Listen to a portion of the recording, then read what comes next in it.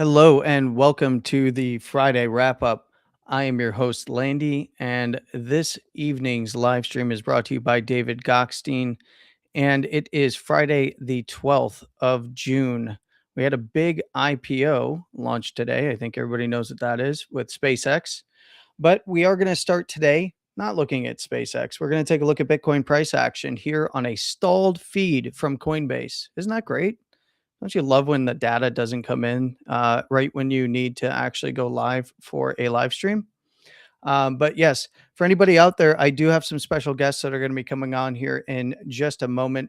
I did want to get my thoughts on price action out of the way before I bring them on and we start moving on to either looking at Bitcoin or other items and having a discussion about price action and markets in general. But if you can, if you are in the audience, please go ahead and like and share this live stream out there. This is live. I am looking at the chat. And I've got a few folks in the background here in the green room. So let's actually take a look at Bitcoin on the daily here. Pretty simple. We have higher low structure on Bitcoin right now. So what are the conditions that need to be met in order for this to continue to bounce? Well, in this case, we need to see the last lower high break. And that, of course, would be above 64, 234. You can call it 64, 200 to 250, depending on your chart here. We do have a trend reversal set up with a higher low in place. We just need to see the trend break above this 64, 2 to 250 area. And then we can start looking for further upside. In fact, mean reversion back to the basis, not out of the question, especially above $65,000 to around $68,000 to $70,000. So everybody that watches my analysis on a regular basis, you already know my levels, but let's go ahead and show this for anybody that might be new. We've got some daily and weekly levels and a whole bunch of mess of lines here. I ate the crayons after I drew all these lines, but you can see that we do have some confluences coming into play here. So we have Bitcoin entering the low side of the structure over here. We had the initial bounce, of course, off 60K. We had a lower high put in. We had a little bit of a downtrend. We set a pretty good low over here on volume between the wicks here, between 65 and 62.5. I have the downside zone where we saw the most recent bounce before a nice run to the monthly 82.5 to $83,000. So if I'm going to be looking any further up, I need to see breaks and closes above $65,000. Obviously, in lower term timeframes, if we do see a break above $65,000, I want to see follow through with a daily close. If we haven't already tried to run up to the next big area, this purple zone between $68,000 and $69,000 or thereabouts on spot. It is a little bit higher than that, but that is, of course, where the basis is coming in as well. This is also the trend break from the last time that Bitcoin bounced off $65,000, put in a higher low, swung above to break the swing trend, and then close through to actually go up and test another big area top side of the range here for me. Before getting into some shorter term resistance overhead if it did it. But that top side, of course, would be this 70 to 72, or in this case, 70,500 on the low side to 72.2 on the top side there. So what am I looking for? We have a trend reversal set up on the daily in play here. Now, what I would like to see is a close above 64, 200 to 250. In this case, on spot, a close above 64, 234.45, and then take out 65K. And then we can start looking for further upside. But if we do start to see things trade back below the lows here at 62.5, and especially closing back below the lower first standard deviation of the Bollinger Band set here, I'd be looking, and that's going to be around, we're going to call it 62, because if this does come back down towards there, it will stretch out midday or intra candle, and it's going to keep heading down. So we'll just call it $62,000. I'd look for a retest of this low anywhere around that 61.5 to the low here at 60,700.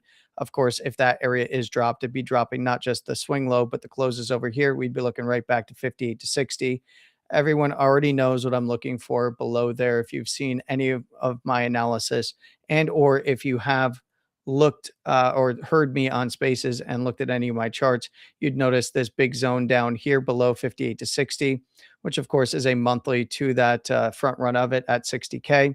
We have the lower second standard deviation starting to come into that area that I spoke about the other day at $56,000. This entire area down here between 52.5 to around $56,000 is stacked weeklies. I would be looking in this area, top side first, 54 to 56.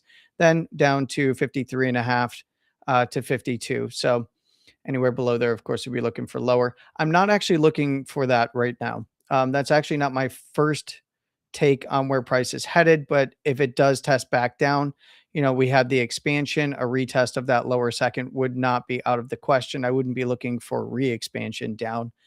Bands are pretty volatile and spread wide here, but right into an area of interest to the downside. So I'd be looking at that as probably getting a buyback right back into the 58 to 60 level if that did occur.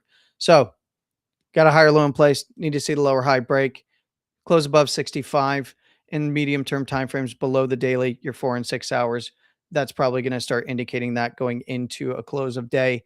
If we haven't already headed up in an aggressive fashion, I would be looking for price to work its way up towards 68 to 70 initially, which would encompass this zone at the purple area here by the basis to the bottom side of this overhead resistance, right where we bounced from before breaking down. And then if we did see 70, 68 to 70 reclaimed in any kind of strength with any kind of strength in that area, we could start looking towards that 72, 72, 2, and possibly more. Otherwise, watch those lows, 58 to 60. If we drop it, we're headed down to mid 50s to low 50s. All right.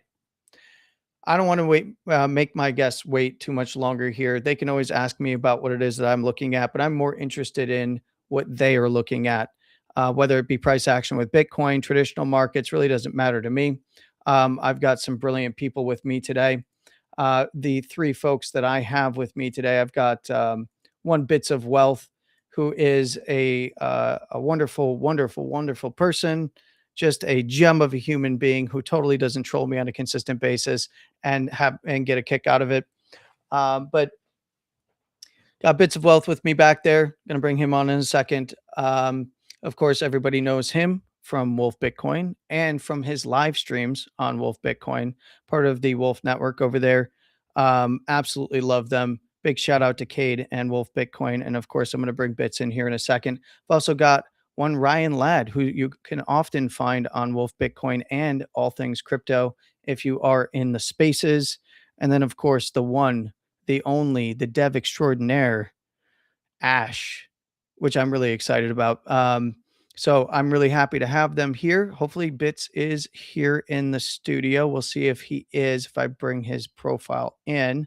But I'm going to bring all three of them in, and we're going to see how this goes. So yeah, I think Bits might be having some connection issues, but I've got Ryan and Ash with me. We're going to go ahead and see if I can't multi-screen this in a better way. Can we spotlight this? How are we going to do this? Let's contain. We're going to go to containment mode. Looks like Ryan might also be having some connection issues here, but he might be coming back in.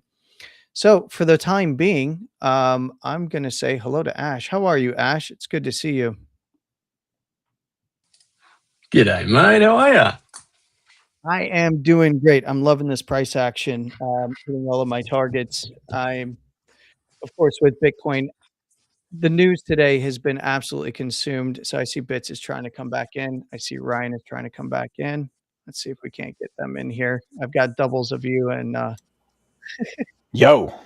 yo, what's up, Bits? All right. Yeah, it was glitching, and I guess the last time I left and came back, it like stayed glitched. I don't know.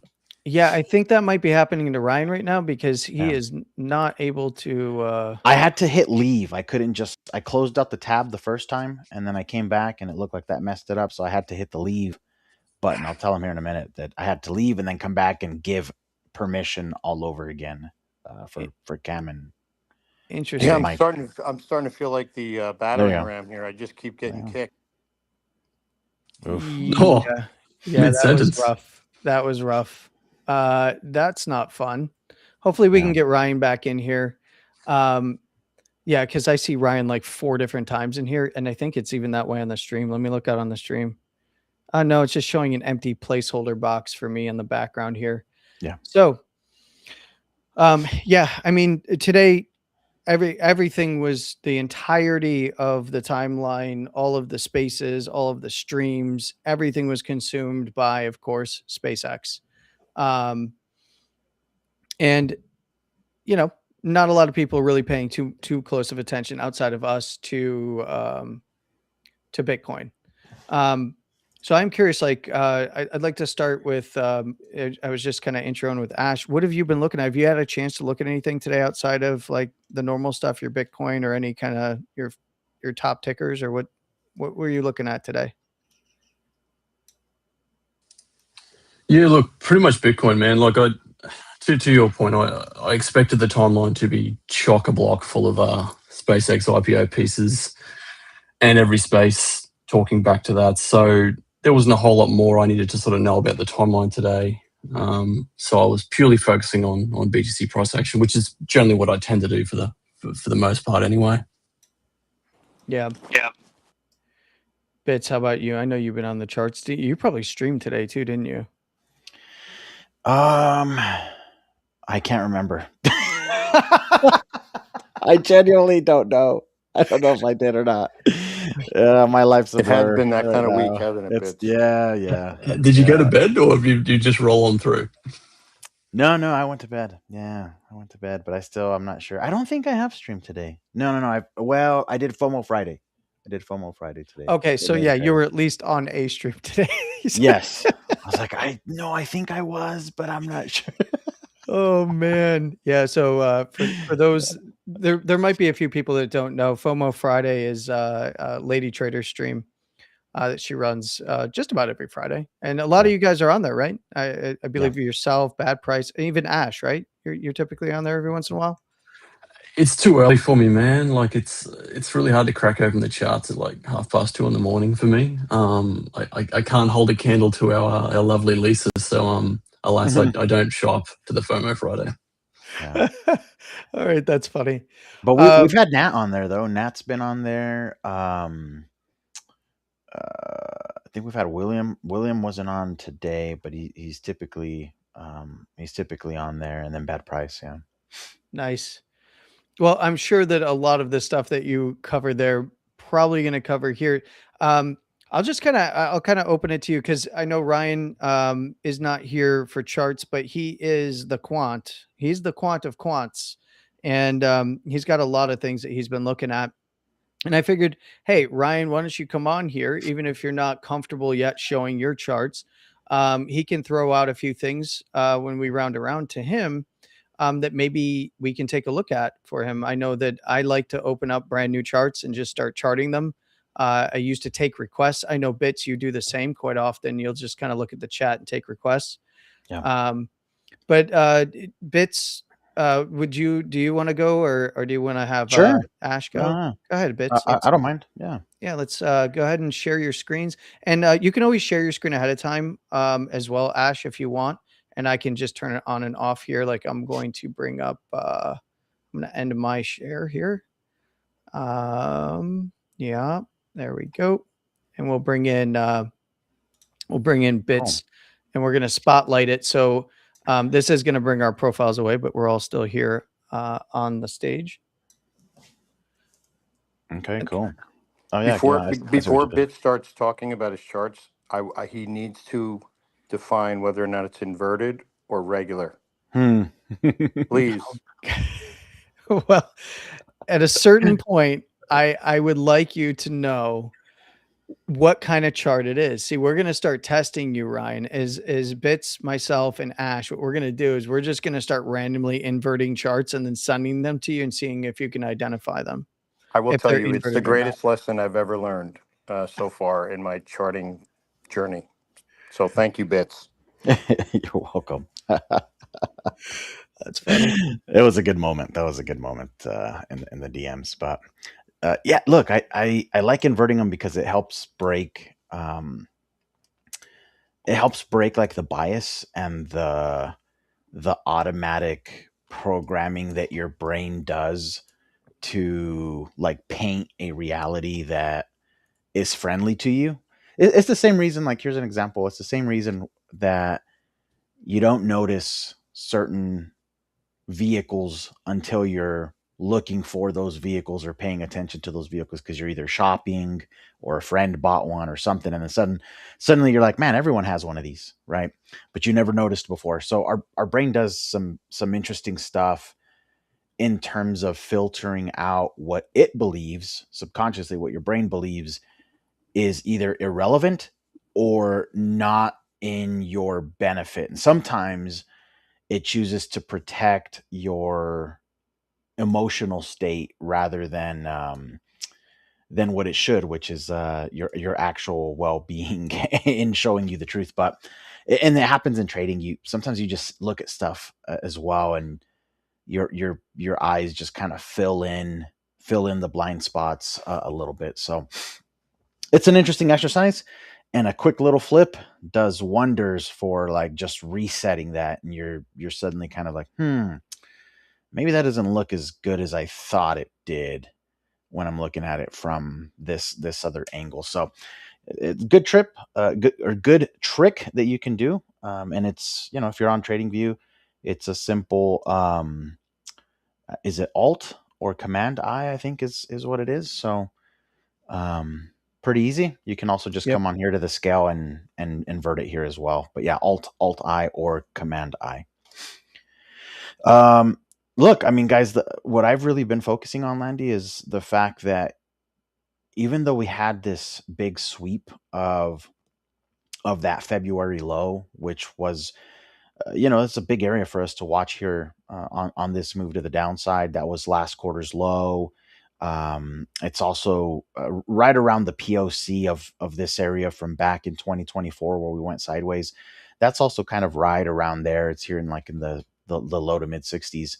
So it's a big area to kind of watch. The thing that really stands out to me right now that I've been focused on just trying to highlight um, is the fact that even though we did see a sweep of that level, we've not really seen any acceptance below that level yet.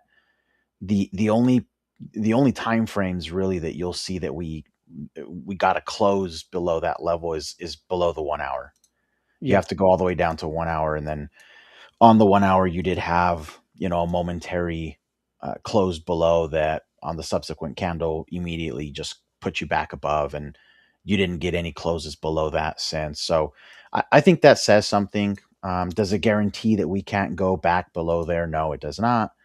But it just shows that buyers did defend this level. There was some buying that happened here, um, and for the time being, this level seems to be protected. It seems to be defended a little bit. So I am watching it. I do think it's key that it really didn't get a close below on any of the other time frames. So, and this is just me, my personal take, and what I'm doing. I'm not really looking to to position for more downside unless we go higher or I get a close below.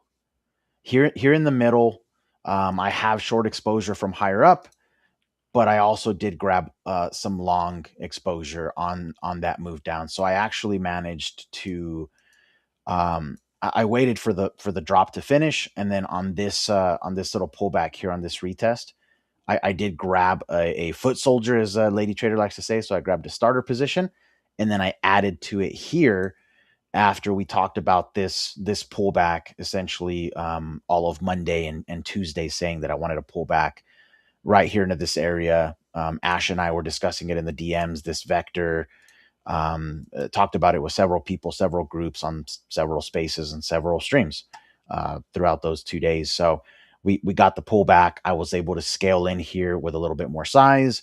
That did bring up that average entry cost up here. I'm now at like about 60.8 or 60.9, I think is my average entry now here for that position. But it's right now it's looking pretty good. I did get a TP1 right here coming into these highs. I did move that stop loss now to break even. So I'm essentially in a free trade. If this wants to continue higher, I'm happy to peel a little bit more of that as take profit levels hit to the upside, while still holding that short exposure from up in the upper 70s. And if something changes, I think if this goes high enough, I will probably look to add to that short again. But for now, I'm just kind of I'm letting it ride. So I'm kind of I'm exposed in both directions. I'm gonna eventually get to a point where it's kind of like net neutral, but right now it's moving nicely. I wouldn't mind one bit if this thing ends up going higher than I initially thought. the idea that I had kind of thrown around, if I can remember which one of these it is, not that one, not that one. Hold on. This was this like 4 hour multi-day, multi-session W that might be setting up here. And it's not fully confirmed yet. What I would like to see for this to really make me a little bit more comfortable and for it to also give me another opportunity to size into it once again, I would want to see this put in this leg up, this like breakout leg here above the midline of this W, right? If this is a valid W here, I need to see it break above here, above the neckline. And if it does that with some volume and a little bit of speed to it, like if it gets some momentum coming up here, probably, or I suspect around here about 66 to 67 ish, on a pullback, if it comes up on a pullback, I will be very, very interested in taking that opportunity to scale, a little bit more into this trade. And validation still remains down here until this starts going up. Once it takes out whatever that next swing high is, then stop loss would go under that, and we'll let that puppy, head higher. So, Yeah. but nah, dude. I mean, I think it's got the potential. We know there's liquidity above. We know there's a lot sitting here at that last swing high that we got. We know that there's more up here at the quarterly highs as well, which was that 97, 98. I mean, Bitcoin could surprise us. I know a lot of us are talking about the levels to the downside, and I think those are totally valid and totally possible. But I'm also open to Bitcoin surprising us a little bit. And what I think I would be looking for, and I'll wrap it up with this to pass it off, is that monthly close, man. That monthly is also going to close the quarter. It's also going to close the first half of the year. So I think it's a pretty important time for us to be paying attention, is coming into, these next 18 days or so. Very, And dude, if we get a close above here, above essentially the closes of like Feb, which is right around like 67, I think that's going to be a very, very interesting area. We would essentially have almost like a double bottom in terms of the closes, and almost equal lows in terms of the wicks as well, which would be very, very, very interesting here on this monthly chart for BTC. And it also, even on the quarterly, would be very interesting, because we'd be pretty close to almost having a flat bottom here on the quarterly closes as well, with some nice wicks to the downside. So, dude, it's going to be interesting. That for me is really what matters, is waiting these 18 days to really get, very, very convicted. I see a lot of people that are already highly, highly convicted that the low is in. Some people are very convicted that the low's not in. I think it's like, let's wait these next 18 days and we'll have a little bit more clarity. I think we'll have a little bit more information to make that decision. Yeah, I agree. I agree, because it would start to look like a beautiful sweep on the monthly. On the quarterly, it would start looking like, well, I wouldn't say a bottom, because if you go to the prior monthlies with that bear lower high, because you're on the monthly, right? I have Yeah, this this is this a on the monthly. Yep. screen. So if you look back to 2021 going into 2022, that first lower high, 48,240, and if you look at the bottom side structure there at the 38.5 Yep. close, we had a nice sweep, right? Yeah. And then we got bought back up, and while we did get a nice bump up in the near term on the close open, it was just another month and it was back down. But we've already painted this high. This high is essentially anywhere below, what is it? What's the swing low from last month? Anywhere below there, this is a valid lower high on divergence. So that would be what, 72,400, right? And that's right around where you're looking potentially. If this works out and meets the conditions that you're looking for, Yeah. this could potentially is where you're looking to go and test, right? Yeah. Yeah. And even then, right, like this would be setting up the opportunity for the bulls to then shift structure to the upside if they were to take that, right? Yeah. There's still some levels to the upside, but I think this would be like a very clean and clear first step that says, okay, the opportunity's on your side. What can you do with that? And then if they decide to take it, hey, I'm all for, some upside. 6 months still looks like there's a lot of pressure to the downside. The yearly does as well. This is why I say the long-term levels still make a lot of sense to me, just based on this yearly chart and also the 6-month chart. But um, I agree. is there a world where this comes up and sweeps 82 again, and maybe even gets close to that last 98? Could be.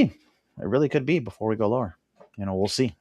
Well, before we move over to Ash, I wanted you to go back to that. I believe it was an hourly. You were looking at the Hmm. PVRSA candles, otherwise known as vector candles. And Hmm. for those, and can you go ahead and highlight that candle that you were watching? Yeah, Because I this one here. wanted, yeah, some of my audience might not be familiar with this because I give on these updates for my charts. Um, I don't dive as deep as you guys do, which is why I think it's great that you guys have come on here and hopefully I get more of you guys. Yeah, Mr. Spread, I sent you a DM back. But I don't typically get into kind of the depth of knowledge that sometimes you guys get into. So for those in the audience, when he said vector candle, it's otherwise known as it's like a high volume candle. It's known as price, volume, support, and resistance analysis. But essentially, it's you're looking at what the strength of that candle is in terms of volume coming in Yes. versus the prior candles. So when you guys were evaluating this, because I know Ash, and is this Ash's indicator? Yeah, this is the gentleman suite. Yeah, this is Oh, the gentleman awesome. suite. Yeah. Awesome. Dude, I use it. It's the one thing that I use pretty much, other than the volume profile, is I use the gentleman suite for the volume candles. Yeah, Yeah. with PVSRA Yep. turned on. Yep. Awesome. Correct. So one of the things that I wanted to ask about this, and for anybody out there in the audience that's not familiar with what that is, just think about it's like a higher volume relative to the other candles, and Hmm. then you can go ahead and you can look it up. There's plenty of resources out there. But I was curious because I see that on the bullish candles, there's and even the bearish candles, there's some different colors here. Yes. Is there a difference between the orange, and the green, for instance, Yeah. on the way up there? 100%. Yeah, 100%. So what they're telling you is quickly, without having to pull up like your actual buy sell volume bars down here, and looking at the volume bars and saying, okay, which one actually had a nice push. You're able to just quickly spot these. So the orange ones are 300%, I believe. Is that correct, Ash? They're still 300%. Yeah, orange by default is 300% to the Yep. upside. And then the other ones are, I think the blue one is 150, the green is 200, if I'm not mistaken. Ash, is that Correct. correct? So yeah. And So then for the downside, your you have strongest relative is magenta gonna and be your red. orange. Okay, so your Yep. strongest here is going to be your orange candles then for relative. So for the audience, that's relative to the most recent. What's your look back on that, Ash? How many candles is it? So it works in off the last 10 candles, but we also have there's some additional logic behind the scenes that also, don't just gauge, because you can have high volume with zero movement, right? Yes. Yeah. Yes. So it also tries to smooth out some of that noise to help with not highlighting candles that have no movement. Yeah, But between the yes, open, the high, simplest way to low think price. is volume. Yeah. Okay. Yeah, so Yeah, I put it here on the screen, by the way, Landy, so people can see that the color and the relative percentage that goes with that. So yeah, so essentially, for the audience and for those that might be absolutely new to them and foreign to them, essentially, I would break this down as it's higher volume relative to the most recent candles. In this case, yes, around 10, and there's some other special sauce in there between the open, high, low, and close, yes, um, or close low. I always say that wrong, but this is a good way to gauge when demand came in. In this case, it was demand that pushed price higher. So what Bits hmm was describing is the retest of this area is where he was taking his long from, correct. which is very similar to, I have a completely different method of analysis than you and Ash and others. Although I'm very familiar with these types of analyses. I But we came up with the same areas because when we came back down to 61, I took a long. Now, granted, I did take quite a bit off the table at Yeah, 63.8 today, but I'm leaving some on, looking for the exact same things that you are looking for. So I thought this is a really good for those that really love TA or want to learn more. What you're seeing here is it's a very refined system for evaluating the setup for a potential trade, and then of course gauging your risk based on that, or your R to R, your risk to reward. Yep. So beautiful, beautiful, man. Is it Yeah, man. anything else you wanted to add there, Bits, and before we throw it over to Ash? No, I'm happy to throw it over, man. I mean, I got to shout out the Gentleman Suite. It's I don't think it's for everyone, but if you use volume as like one of the things that you really look to, I think it's a great ad. Like a lot of what I do is volume based, right? So I use volume profile. I do use the buy sell volume to try and kind of gauge what are candles that actually have true volume and momentum behind them. And so just having something like this on the candles already. There, TradingView does another one where it does like little fat candles, like it makes them bigger based on volume, which does something similar. But I just like the colors. I think the colors are neat. It makes it look different. It's easy on the eyes, and yeah, you can quickly tell like what is one of the other ways I use them. For example, is like a high volume push into a trap area. A lot of times is kind of a Yep. sign of like trappy type of behavior versus like something that goes up on weak volume or non-existent volume. So, but yeah, no, this was I think this was also a golden pocket on a fib. I want to say Yeah, it's it's right 618. in that 618 area. Yep. Yeah, so there was some confluence. Volume profile also was kind of hinting a little bit at like watching that area. So, no, So dude, it played out nicely. So for the gentleman in the audience that's asking, he says, "What is a volume indicator?" This is called. These candles are PVRSA. They're otherwise known as vector candles. Yep. And you can look up if you want to look it up. You can look up vector candles. You're going to get PVRSA, and then you can there's all kinds of different iterations of it.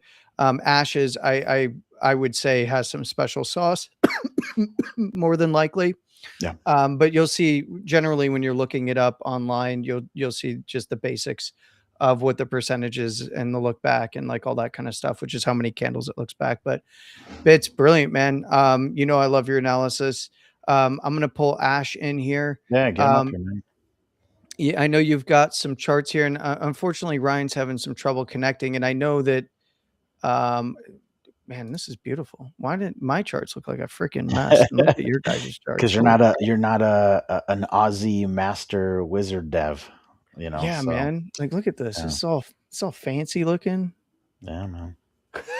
It took me 12 hours to make it look just this way. There's zero analysis underneath. It just looked pretty.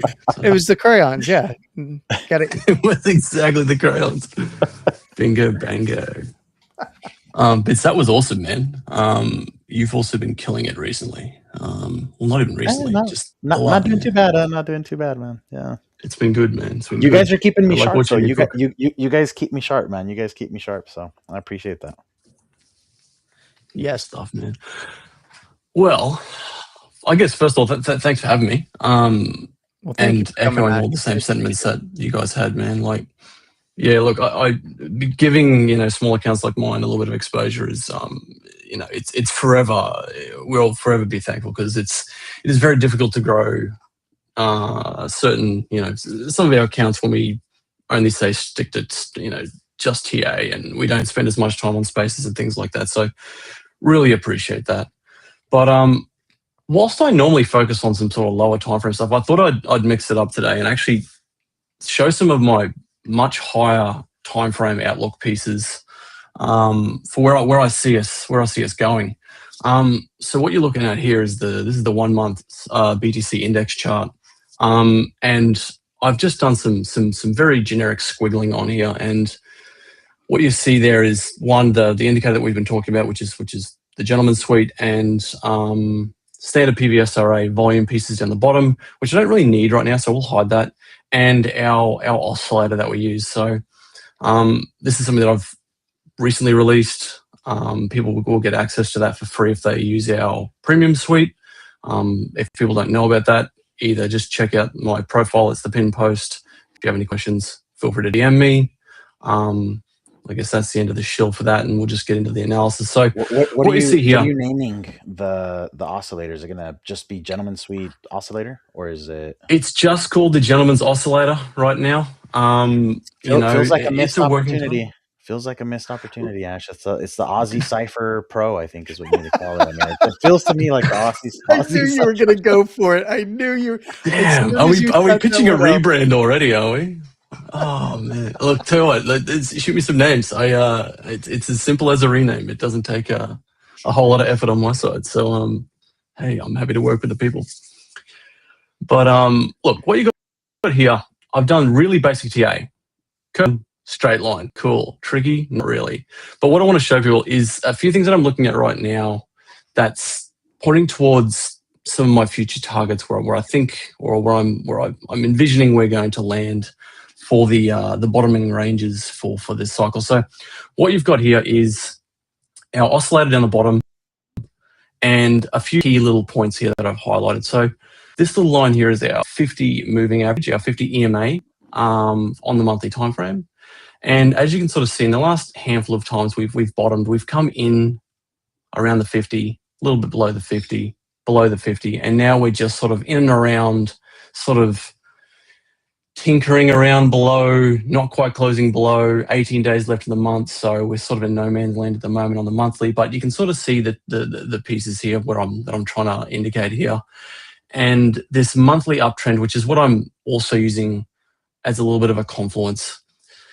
Down here on our oscillator now, if you want to know a really quick thing about the oscillator, it's a very similar type of thing, like a market cipher type of situation. Again, I use my own special things behind it. So if you understand the way that waves and divergings like that generally present, you'll understand the basics of what I'm trying to point to here. And what you'll sort of see here is we actually have a monthly bearish divergence, okay? Which I found interesting. So I've marked that out, and where these wave crosses have started to come in on the monthly have been quite useful for gauging, at least historically, where our bottoming ranges have shown up, right? Yep. What you see at the moment is right now we're still sort of in the process of either bottoming or coming down. You can sort of see here where we crossed. This was giving us a signal that we've sort of completed. Similar here, similar here. Now that doesn't mean that we can't bottom here and come straight up. It's just data that we can use to help us understand, hey, no one's saying that we're starting the bear market at this stage. I think a lot of us are in the same sort of mindset that we are getting close to, if not in the bottom range already. But this is stuff that we can use that can help us sort of, particularly on the high time frame, to understand where perhaps you might want to start to, let's say you like to use a DCA strategy. These are the sorts of things that give you some confidence to assist with that, okay?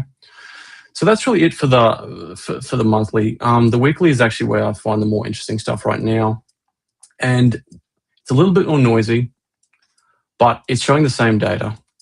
And this is what I wanted to also point out to now. So same layouts, same data, just right here. Now, what I want to show you is these are these circles that were below the 50 EMA on the monthly.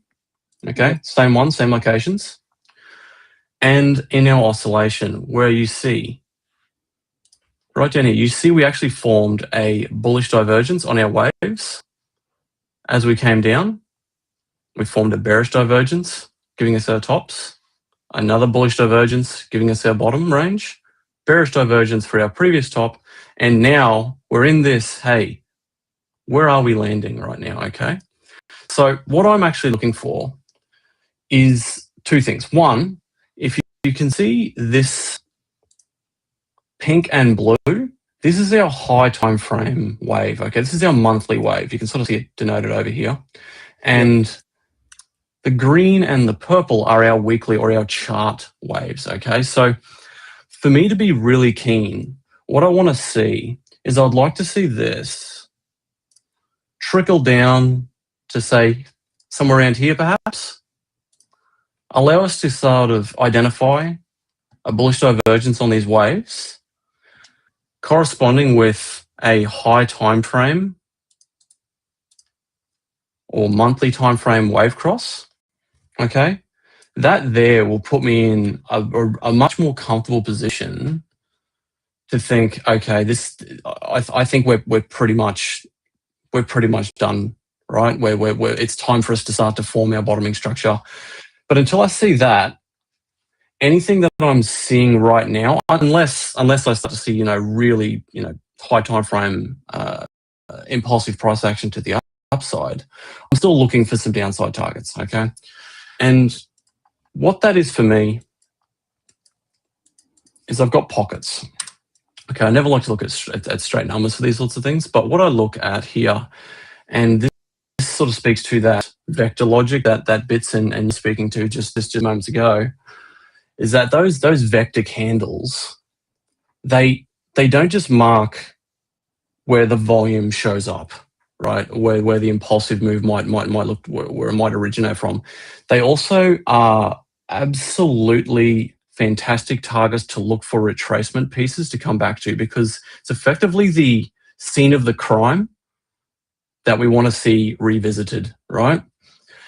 And this is why I've got 3 areas marked here. Now you'll see one of these has got a W, that's a weekly, and then this is a monthly and this is a weekly. So where I'm looking for price action to come into is going to be this range, okay? If that enters that range and we start to see this divergence sort of start to show up, that's going to be a tick for me, okay? But that's going to be that's probably going to be a pretty solid, for me, a DCA point, okay? But that's my more bullish case. If we see this not hold, or we start to see wicks and those wicks start to get filled, those sorts of, where they're not really done, you're starting to give us signs that, look, buyers have tried to step in, there's good demand here, but it hasn't held up. That's when I'm going to start to look to this range. And again, same sort of thing. Am I going to start to see some of those divergences show up on our waves? Am I going to start to see volume come into the upside? Yeah. Okay. All the things that are going to give us that information. Sorry, Landy, I didn't mean to cut you off, mate. What's up? So when can you double click into the main chart so I can get a little bit clearer view for the audience here on some of your ranges for your purple zones? Also, you want lower time frame or just zoom in? Just zoom in a little bit. So essentially, that main area is just below the 2 vectors, right? And just below that monthly. Yep. So you've essentially got about 40, what is it, like 42? Yeah, 42, I think about 52. Yeah, 42 to 52. So that's like about a $10,000 range there. Okay. I actually have a very, very similar range. It's different layout, but very similar range for any kind of another leg down. So that's why I was curious right where they were, because this lines up with your vectors that put in the high just prior to the spot ETF launches with the green red, and then the spike down to the monthly at 38.5. You got your white line there, and then the move up before the 2 bigger vector candles hit. So yeah, this is something that Cade asked on stage the other day for the market talk space. Was he was asking like, hey, where, if I was to put you on the spot, where would your low be? And I said 38.5 to 42.8 or somewhere around there, right? But I would be looking primarily for closes coming in around 45.5, which is a monthly. Mm-hmm. So that's literally confluent with that first bigger range that you were just pointing out, that you're pointing out here. Yep. Now, for your oscillator, do you have any projection for how deep that would have to go on the oscillator for it to actually get there? And would it create a divergence? No, because this is the thing, because these things are calculating based on the current data coming in. So it's the same way, like, oscillators should never be used as a primary, right? That's why I always talk about them using those things as a confluence. The price action is always going to be, to me, the most important. I don't care if an oscillator, people who they just trust, like, oh, I trust the signal because the signal says buy. I'm not like that.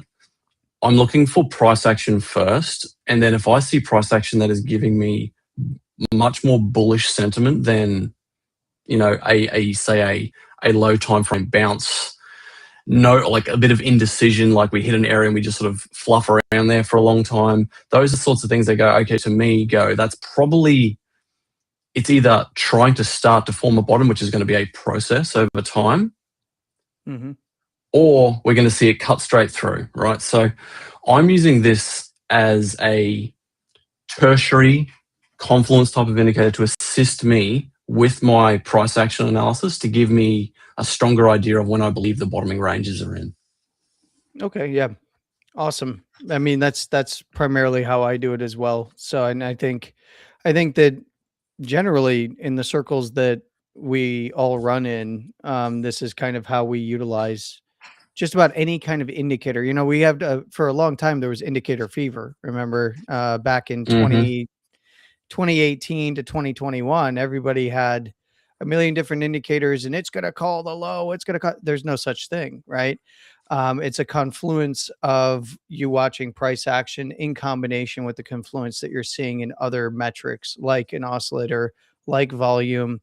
But obviously it starts out with trend and support and resistance, and then, moves on to all those other confluent things. So, and primarily this would be a momentum based oscillator that you have on down there. Yeah, If you're exactly. going to generalize it, right? Yeah. Yeah, absolutely. Absolutely. That's awesome, man. Is there anything else on the weekly that was interesting to you that you're looking for here at this particular low? Yeah, there is. And I did a post about this last night. It's this one here, where if people haven't seen this, check it out. But all I've done is as I'm trying to help some of the things that I put, like I post a lot of content. A lot of it's low time frames, some of it's moderate. Like I post lots of different things about lots of different time frames. But I understand that it's very easy for people to be overwhelmed with the data, right?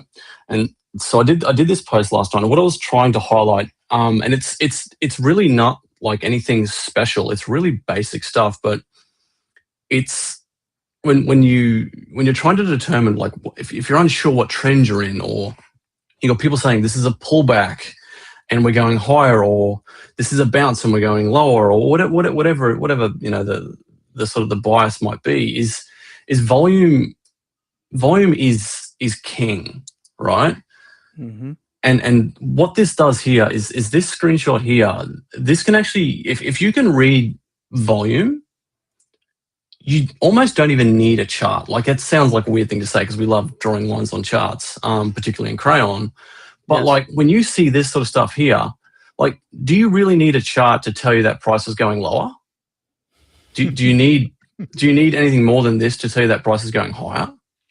It's exactly the same thing. And when you flip across to this, it's quite clear what's going on, right? It's quite clear. Yeah. Now, you can see here, like, the biggest spikes are sell volume. Like, there's no debate that you're in a downtrend, or you're in a bear market. So if people are like, let's say you are super conservative, right? And I would put myself very much in that sort of group. Is if you're scared to DCA, or you want to be a lump sum type of person, you want to be sure, you don't want to be like, oh, I don't want to watch what I'm doing. I mean, realistically, if you want to be a little bit more conservative, wait for something like buy volume to start to take out the sell volume on a higher time frame, and you've usually found yourself a relatively decent way to catch not the bottom or not the top in the inverse, but you've generally found the range where you've probably caught the right direction, right? And then if you're not using leverage, if you're just, say, a spot holder, then you can generally use that and be pretty relaxed that you've done the right thing, you know. So this is just something that, like, if you have this, have a read. It's really basic, but it's trying to cut through a lot of the noise that you see on the timeline. And volume is still, to me, like numero uno in detecting what sort of phase you're in, right? And it's not any more complicated than that, Landy. At least for me, mate. At least for me. So, that's really all I've God, I didn't really feel like I needed to go anything too low time frame today. Bits of that covered in spades today. So that's probably predominantly what I wanted to demonstrate today, and hopefully that's been to some degree useful for people. Yeah, in fact, I think this is great because between the two of you and your different views of the chart, and granted, you have very similar styles, but I have a very different style. And for the audience that is typically watching my videos every Monday, Wednesday, Friday, or if they see me charting with David Gockstein on a stream, um, I have a very different methodology, but we're arriving at very similar, if not the same, end results. And one of the reasons that people often go, well, that's crazy. How does that happen? Well, the reason that it happens is because we're all referencing the same data using different methodology and arriving to at some similar conclusions about that data. And and I think first off, this is beautiful. And I love the purple. Now I know where my purple crayons, my grape flavored crayons went. Well, your Um, charts wouldn't be purple, Landy, because you eat them all. Yeah, well, it's true. It's why the Aussie has them now. He took he took all the grape crayons out of the package before they shipped them over. So I've been eating just red candles lately. I'm sorry, red crayons lately, and they're either strawberry or cherry. I can't quite determine which.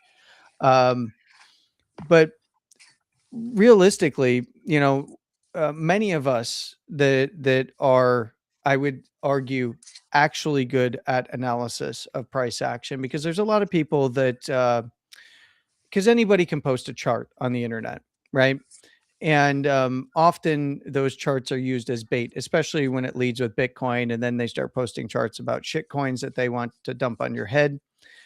Usually that's not actual deep analysis of price action and giving you the different scenarios and what it is that they're looking for with invalidations and stuff like that.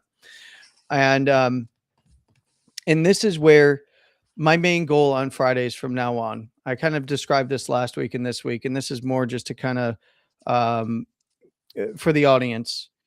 My main goal, as Ryan hops in and out, poor guy can't stay on stage. I don't know how that's he's gone again, but he'll be back. He'll be back. Um, my main goal is to highlight a few different things. One, different analysis coming to the same conclusions that I am, with really practiced, really smart analysts that understand the game, that actually trade, unlike some purveyors of charts on the internet who do a lot of other things that are unrelated to trading. But more importantly, is I think that there's a lot of people that are scared about where price is going, and they see really bearish calls, they see really bullish calls, they see this is the bottom, this isn't the bottom, this is the top, this isn't the top, and they're all over the place. And they're like, "Well, I'm just going to walk away." And in times like this, you do not want to walk away. In a bear market, you want to be here so that you can identify that opportunity. I know we talk about this, and Bits is like, I hear this every day. But and so does Ash, because I see you in the audience. But it really is important, because for those of you that maybe don't chart and you're just trying to get some Bitcoin, you're just trying to get some other coins, because when Bitcoin bottoms, everything's going to go up in the market just relative to Bitcoin. Some are going to outrun it, some will not outperform it, some will. But fact of the matter is, you want to be here in times like this. And I always reference, like, as long as you're paying attention during the bear market and you have a plan to accumulate, whether it's here or lower. I think value is here and lower, because really the risk to reward that Bits laid out on one of the spaces today was brilliant. He's like, look, it's pretty much 100% to the downside to zero, 100% to the upside. So your risk to reward is actually way better here and lower if you're going to accumulate spot, right? I missed that one. Oh, it was brilliant. It was so brilliant. I freaking loved it. But like, yeah, like here and lower, if you're a long-term investor and you're looking to get yourself into Bitcoin, and you realize what it is and you understand what it is and why you want to get it, and you're willing to hold for the long term, like, like this is, this is opportunity. You don't want to walk away. Everybody says sell in May and walk away. Well, the market sold off in May and some people walked away. And those same people will come back when we're in a bull market, like what Ash was just pointing out. And those same people will come back in a bull market and tell you that you're lucky. Well, realistically, you're not lucky if you were planning for it. So I see Steve here. What's up, Steve? I see a lot of friends in the audience here. It's good to see everybody. Um, Ryan, if you are here, I'm going to bring you back in. I know you are having trouble connecting and staying connected. Did you have any questions for Ash or Bits about kind of what it is that they're looking at, whether it be this, or did you have anything that you want to?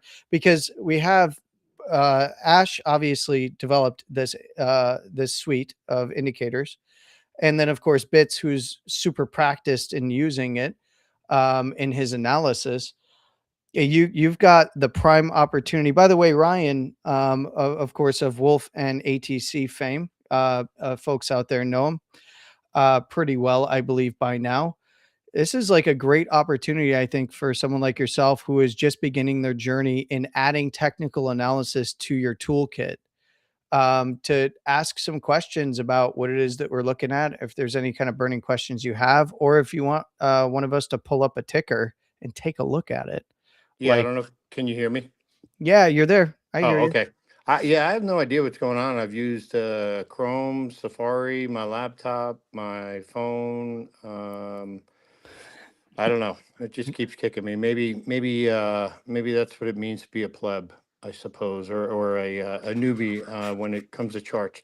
So, no, I guess the main thing as it relates to the charts. I mean, I've spent so much time listening to you guys, and the wealth of information, and just uh, like it's amazing. I've said it before. The more you listen, the more confused you get, but the more it makes sense. And I know that statement is so contradictory, but there are these moments when you start to see in different colors, like, and I'm not talking about crayon colors. I'm talking about just Oh, like perception, right? yes. You know, just structure, short term, long term, high time frame, low time frame, and Ash, that point that you just made about like just look at the volume and you can probably determine, or you can close your eyes and in your mind's eye you can probably figure out what the chart looks like. I mean, I wouldn't have even thought about doing that, and now like that's going to be my go-to before I do anything, whether it's high time Okay. frame or low time frame, new ticker, old ticker. So like it's just those little tidbits of why it's so important to, if you want to go down this journey. I mean, many people don't. I mean, I'm older. I'm spent a lot of time in business, and I've always been fundamentals and macro. But and again, I know bits.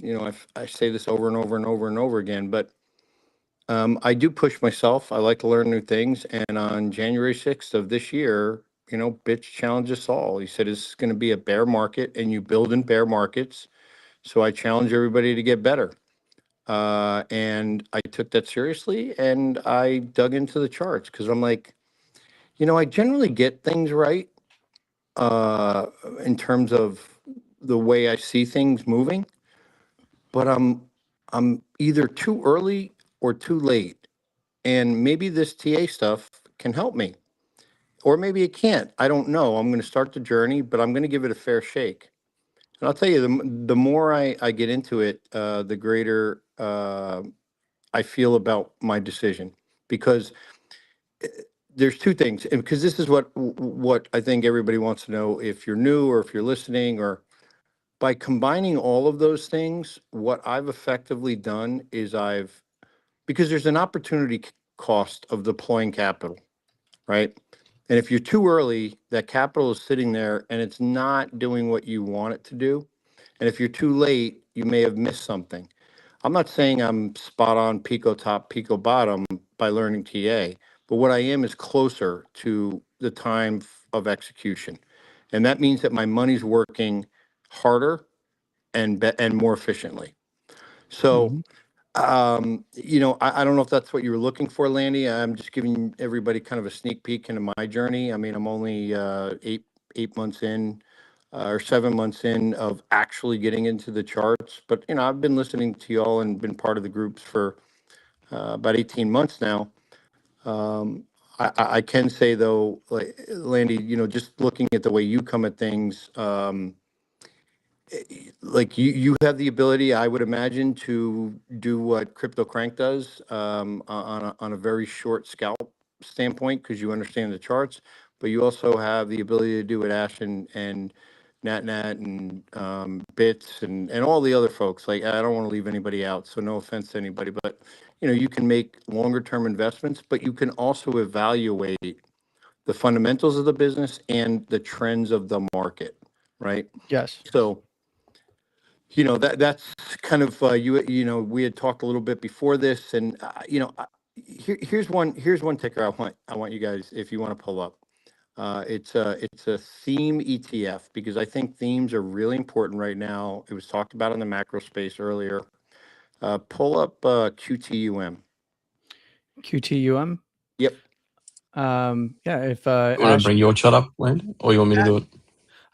Ash, you can do it. Ash Bits, either any of you, whoever wants to, and I can get a multi-screen up here. But what I'll do is I'll highlight if you want to pull it up. And there's a reason why I'm asking You for said it this was what's the particular one. ticker? QT QTUM. QTUM. Now, it's not a specific quantum stock, it's an ETF, because what I found is the more I learn, the more excited I get, the larger number of, the more number of tickers in my portfolio, and that generally doesn't work out well. So, um, I've kind of, as I've done really well, and thanks in large part to working with Nat and all you guys, I've trimmed significantly, but I realized kind of going into the second half of this year, I need to start to consolidate into maybe more themes and ETFs to continue to, have a. Did we just lose Ryan again?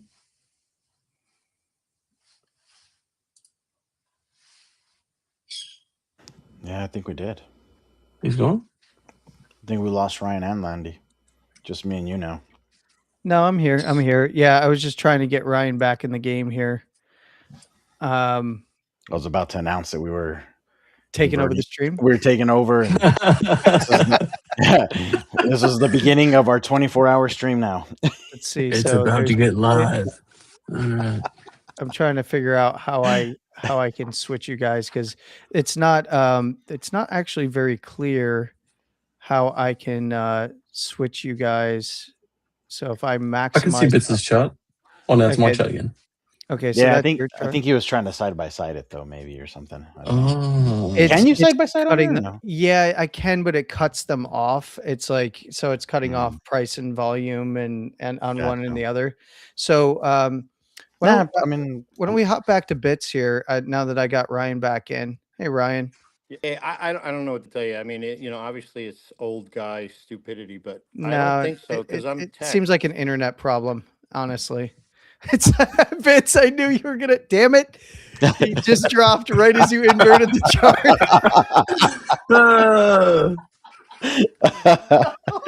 That's bullish. wild. Wow. Holy crap. The moment you clicked in to invert, he immediately dropped. That is no way.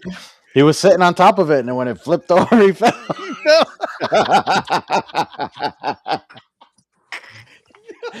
Too funny. Yo, that is wild. Poor Ryan. Hey, buddy, we'll come get you. We're gonna throw our life. We're gonna. Ryan, you're in the audience there. I'm sure you're hearing us here delayed, but he said he's got to He goes, give I up. give up. But what we'll do is I'd love to have you take a look at the inverted version of the chart for him, and then I want to see what Ash is gonna say. That's so funny. No, like I wanted to pair it against gold really quickly to see what it looks like against gold. Interesting. Oh, but I am inverted still. Yes, sir. Give me a sec here. You got to throw Accidentally on purpose. accidentally on Accident purpose. on For sure. purpose. Yep. No, but this is interesting though. It is breaking out against gold, which is pretty cool. Yes. Very, very flat highs here. Okay. Nice. Look at this vector, which at some point, right, if this thing, is doing something like this for a little bit, like I'd be looking here for sure. A pull back into this could be a pretty good opportunity. Yeah, this is an interesting chart against gold here. Let's see here. Yeah. Oh yeah. Look at that breakout. Beautiful. It's beautiful, beautiful, beautiful. On the weekly, this one here is definitely the area to watch on that one against gold here. Yeah, very, very, very clean area to be watching for sure. No, interesting chart. I just wanted to reference it against gold. So it is going to outperform against gold. Let's look at it over S&P really quickly just to see relative strength. Oh man, yeah. This is a mover. This is a mover for sure. Yeah, so far, I mean, this is one of those that I wouldn't want to get in the way of, but I wouldn't, for me, like my personal style is I wouldn't be jumping into this until it gave me a pullback. And, when it does, I'm happy to play. I will say on the monthly here, I mean, we still have, 2 weeks, a little bit over 2 weeks, but if this starts to kind of stall and hang out here, I would be looking for it to come back down to the previous month lows at least, and maybe give a little bit of a cool off, a little bit of an opportunity to position in there for people that aren't interested. But this is looking good. It's looking strong, whether you're looking at it and it's standard format or in inverted format. It's on a mission, and it doesn't look like it's slowing down to me anytime soon. Happy to hand it over to Ash. I mean, Ash, if you want to add any, I don't know if you're going to count. I don't know if you can see any like clear pushes on here. The counts are rough on these things, man. Some of these things have just been sort of going parabolic. I'm just looking at some basic stuff like, I mean, it's quite extended even off the 21 on the weekly. That's getting a little bit spicy. The problem is if you've got like big sell met with big buy, right? So it right now, it doesn't look like it's quite done. You can also see here, like they tried to break it down here. 1, 2, 3, 4, 5 daily candles off the 21 as well, and now they're back into a seemingly uptrend. I wouldn't be. These are the sorts of things that they can go a hell of a lot longer, than logic would dictate. Yep. I don't think you're going to see. And this is a cold take from like without me, this is just like if you think about NVIDIA, right? I don't necessarily think you're going to see, and I could be completely wrong here, but this is my take, that you're going to see AI or AI parallel stonks have significant corrections, I think, until NVIDIA's screen reading software. That's not the same thing. Until you see NVIDIA actually start to cool off significantly. I think it's hard for that to happen. And I guess what we're starting to see is that rotation into, let's say, more fringe AI plays. I think that's when we start to see that restart to span out. I think that's going to start to getting to the sign where we go, it might be time where there's a bit more of a significant cool off. But right now, like that chart, unless it decides to do this, lower high, and then give us something like that, I don't necessarily think these things are telling you they're done. Because this could literally just do this, right? Even though it's come down here, it could just as easily do this and then take another leg up, There's no weakness here yet. Like you're literally seeing increasing volume here, It's still increasing. So Yep. I'm not too concerned about this at the moment. The weekly does have It does have 3 of the Gentleman Suite trend exhaustion Bang. bang bangs, man. Yeah, it's got 3 of them in a series. It had one over here, but it wasn't the double whammy. But you've got Yeah. 3 of them in a row But here. look at these though. Like it didn't even really like little cool back down. Like even if this did do that, right? Yeah. And if you look at what it did previously, if it's gone, hey, things are getting weak. I mean, this could just as easily like do similar to this. Yeah. And let the 21 slowly catch up, you know. And then it could do that again. You know what I mean? Interesting. So my view is actually a little bit different than you guys. So let me actually pull my chart up here and I'll show you what I'm looking at. So very simply, I have triple set Bollinger Bands here. I think that's showing on screen on the stream. Yeah. Yes. It looks like I think this is wrong though, Landy. This thing looks like it's on the 10th standard deviation to the top side, not the 3rd. Man.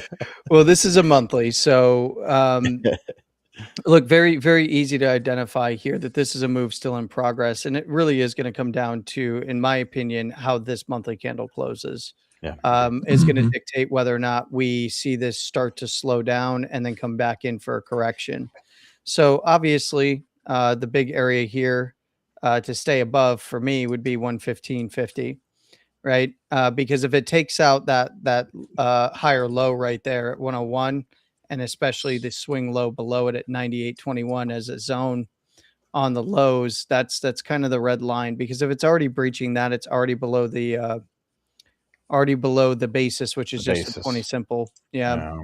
And in this case, that's already a big correction, even to get back to 40%. Yeah. Yeah, it's massive. Yeah. But as long as we are staying above the upper first standard deviation here, which is at 128.30, so just call it 130 even, then this is continuation. Even if it corrects down to it, it's just it can just keep chugging away at the still expanding to the upside. This here is not showing exhaustion for me yet on the monthly time frame at 96/90. That's just it's a volatility metric utilizing BBWP or Bollinger Band Width Percentile by the caretaker there. He's very, very well known on TradingView, for those that are wondering.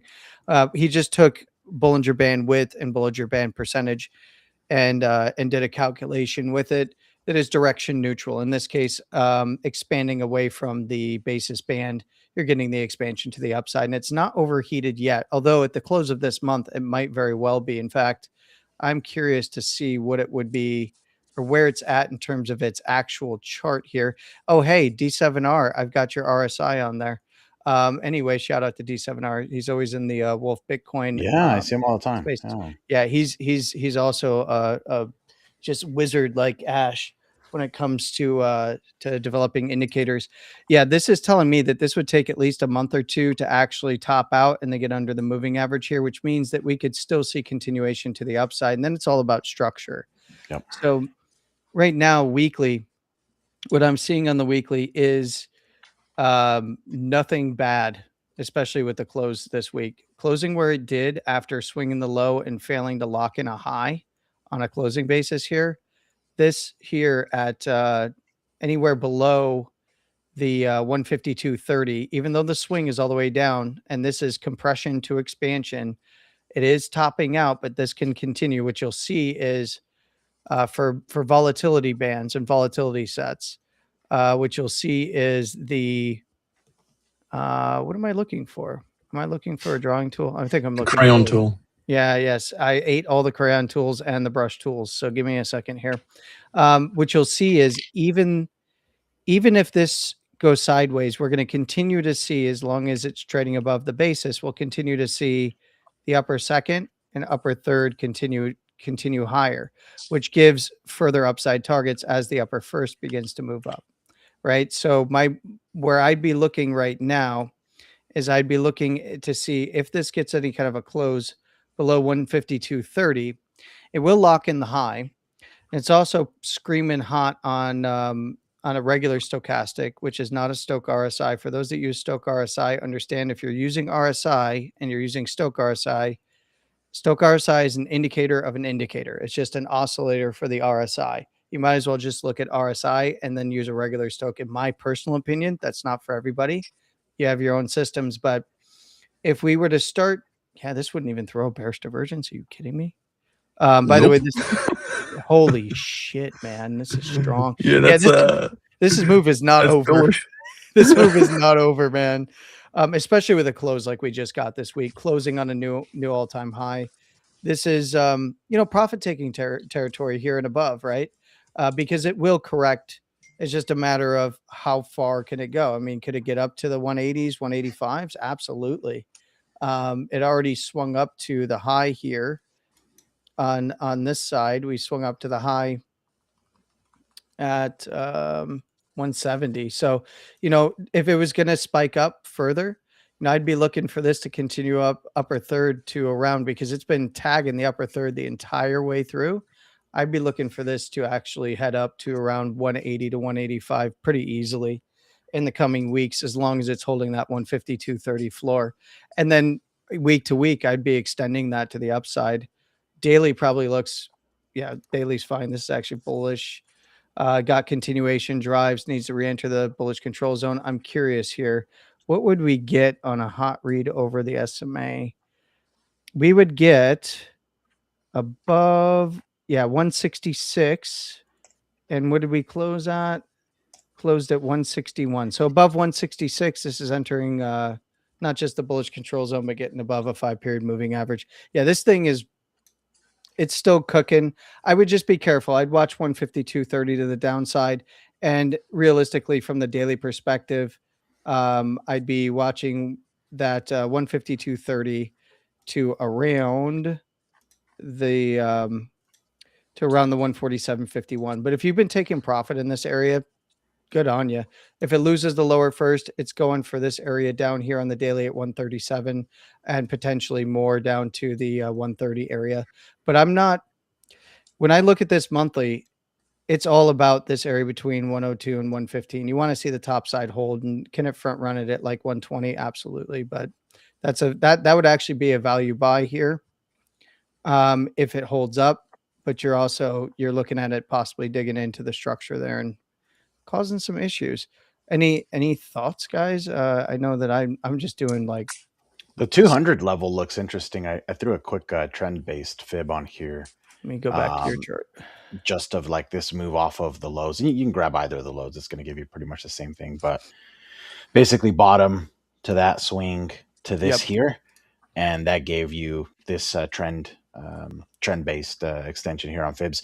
Interesting that this was a nice clean flip of that 100% extension right here. You can see how clean that is. So the 1618's coming right up here at 201. So yeah, interesting. To me, it's got upside. Even if it came down and took last month's low, I think it would just be a little cool off before higher. Quarterly's just not screaming that it's done yet. We need to see some kind of hammer print at some point on this thing to really turn it around. It's just not there yet. Interesting, man. Yeah, that's a really good confluence, because I'm coming up with a 5-day. I like to use when I'm on higher term timeframes, I like to use something like this. So like a 5-day for continued expansion. So volatility expansion. Once we hit expansion, above the highs, we met that, got above the upper second. That's full expansion mode. And we're holding right above that 147.50 on the 5-day. And this has got, when it opens on Monday, it's going to have that 4 days left to go, almost 5 days. So it's a full 5-day candle that just closed in here after tagging the upper first. So I would say for Ryan, absolutely be watching to the downside. You don't want to see a breakdown below 147.51 to 152.30, because that would beget, well, I mean, maybe you do. I don't know what he's looking for. But if you were to see that, we're likely looking at a deeper correction to come back in, somewhere around the 120 to 130 to the downside. That would still preserve structure on the higher term timeframes. And then to the upside, you could see 185, 186 up here, 180, 184.95. This is going to update to 185, 186 on Monday. So, you know, and that would be a path for continuation to 200 for that 1.618. So your, you know, your 618s, right? For the fib levels. Absolutely attainable. I would tell you, I'll be honest for Ryan, because I believe you're still in the audience there. I would tell you,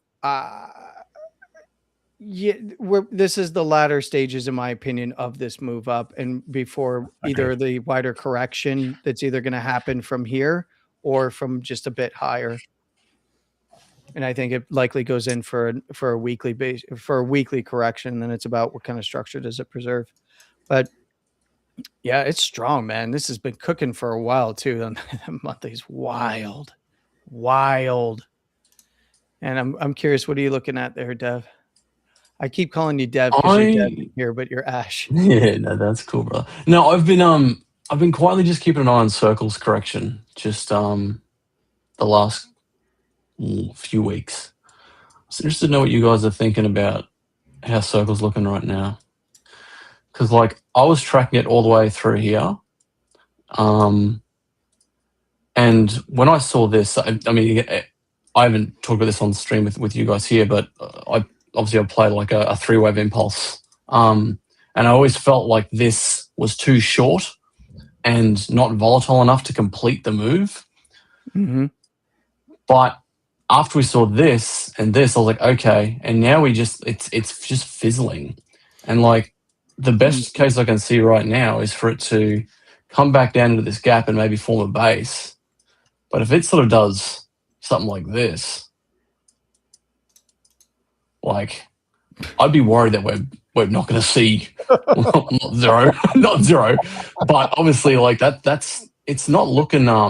I mean, I think it's almost certainly going to be coming down into this $70 range.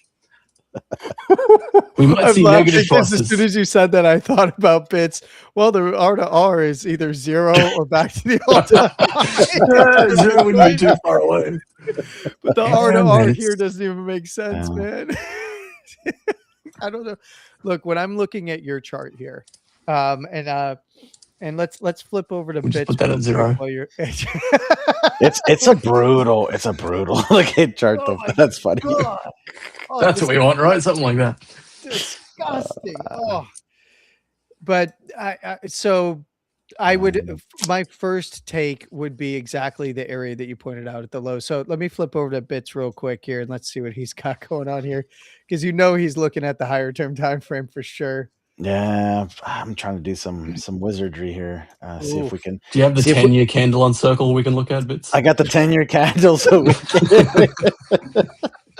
oh man, no, look, it looks brutal, but the conditions for this thing to save itself, it needs to get above that last month low before the end of the month.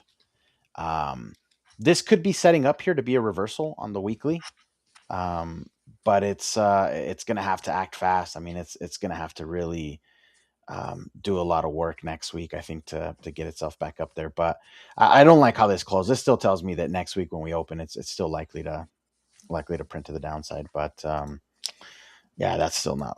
This is an ugly looking chart, but. Yeah, I don't know. I'm trying to find like the positive. I don't like this. I don't like that. That's gross, eh? I don't like that. So bad. I mean, it's just looking very, So you're saying I'm going to get another shot at the lows and possibly lower. I mean, let's invert it. Let's see if there's anything. Yeah, this is the only way that it could save this is it needs to start next week. It needs to open up like next week heading this way. Yes. ASAP. It needs to get a weekly close back over here. It needs to close the month above that low from last month, and then maybe it can save that as a deviation, below these lows basically. But this will be your effective range at that point, which makes sense that this is kind of your range here above that structure from when was this from last year? So you're kind of ranging here. Maybe this is the deviation here. Let me uninvert it just so we can look at it correctly. But this could be your deviation. But you're on a the clock is ticking, right? So you're on the timer right now. You got to get back above here. If this is a deviation below this, though, I do think it runs the highs. I do think it runs the highs easily. Yeah. But it No, I needs to can see hurry. that. It needs I to can see hurry. that. Yeah. And in fact, what I'm looking at here on my chart, so obviously very, very different from the two of you guys. And that's me. That's not a chart. Hi, everybody. It's a puppet. Hold on. Where'd the chart go? There it is. There it is. All right. So when I'm looking at this, it's already lost the topside structure here. So obviously not good. Not good to close inside Yeah. of here and then reject, which also is right around these lows, right? So we have an inflection point. Essentially the 86, the 86, 95, 87 area is kind of the inflection point for me. And this is where um this is where things are headed towards this low in my opinion on the weekly. If it continues down, this is the make or break, and it's going to line up pretty much with the areas that you guys just showed, I would assume, because that's all the low side structure before the actual lows. You're looking at like $65 to 71 here, and this is essentially kind of make or break. And I would even take the close on the weekly here. I know it's digging into that candle because of the gaps, but this is not a pretty chart. This is No. ugly as No. freaking hell, No. man. This is ugly. Do they have earnings coming out at some stage soon? They have earnings coming out. They just came off earnings. They got earnings coming out in August. It's going to be out in August. Yeah, so. August. Yeah. Yeah. The lower There is a gap down there on the daily as well, Landy, between Yeah. 63 and 72-ish. Kind of where Yep. you've highlighted, right around there. Yep. Yeah. So one of the things that I want to point out here is I'm gonna throw down a reference here for my lower second, so I know where it is. Lower seconds for anybody looking at John Bollinger's stuff. Typically, they're going to be either a reversal point or a continuation, right? So if that comes down to the lower second, it would either reverse off of that area or around it. If it does not reverse off of that area, it's going to get continuation down. In this case, it would be a continuation down to test the lows and lower, in my personal opinion, because there's only $2.50 gap between the lower second on the weekly and that line that I just threw down. So let's look at this daily. Yeah. So this gap perfectly off of this low between 65 and 71.33. If we look at the confluence here on my bands, look at this, smack on the lower second, top side of that gap. Yeah. Boom, right there, over to the gap. And this was perfectly off the weekly, off of that weekly close open, perfectly tagged, stalled at the highs, open lower, shot through it, tried to use it as support. It sucked. It hit some of these highs over here, and then tried to use the zone, lost it, rejected it. This tells me it's coming down to 71 to 65 and filling that gap for sure, man. If this is continuation too. Yeah. It looks like it, eh? Yeah, unless there's some kind of news or something that pops it back up, like at the beginning of the week, it's probably heading down there to fill. Yeah, so I'm curious. I saw that the ash had thrown up here a little bit more. Now, one of the things that I did notice coming into this area and what bulls would want to see, if you are bullish on picking it up in these areas, what you would want to see is a higher volume candle than on the way down into that area, into that zone that Ash has highlighted for the gap. And you'd want to see higher volume coming in there. And of course, if you see red volume, that's not going to be a good sign. If you see some green buy volume coming in there, good chance for a bounce, maybe fill the zone out and then try to reverse it off of that area. But this is ugly as hell. Mm-hmm. Yeah, I'm just trying to think of so the way that this is looking to be right now. And when we play our 3 waves, we look for a corrective wave up, right? Yeah. And if I was to do this, this is that. Funnily enough, this is actually how charts always look in Australia. I have to invert them to get to the way you guys look at them. It's just how it works. Yeah.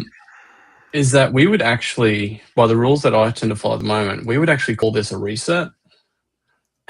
And it's not confirmed yet, but you would then actually be looking for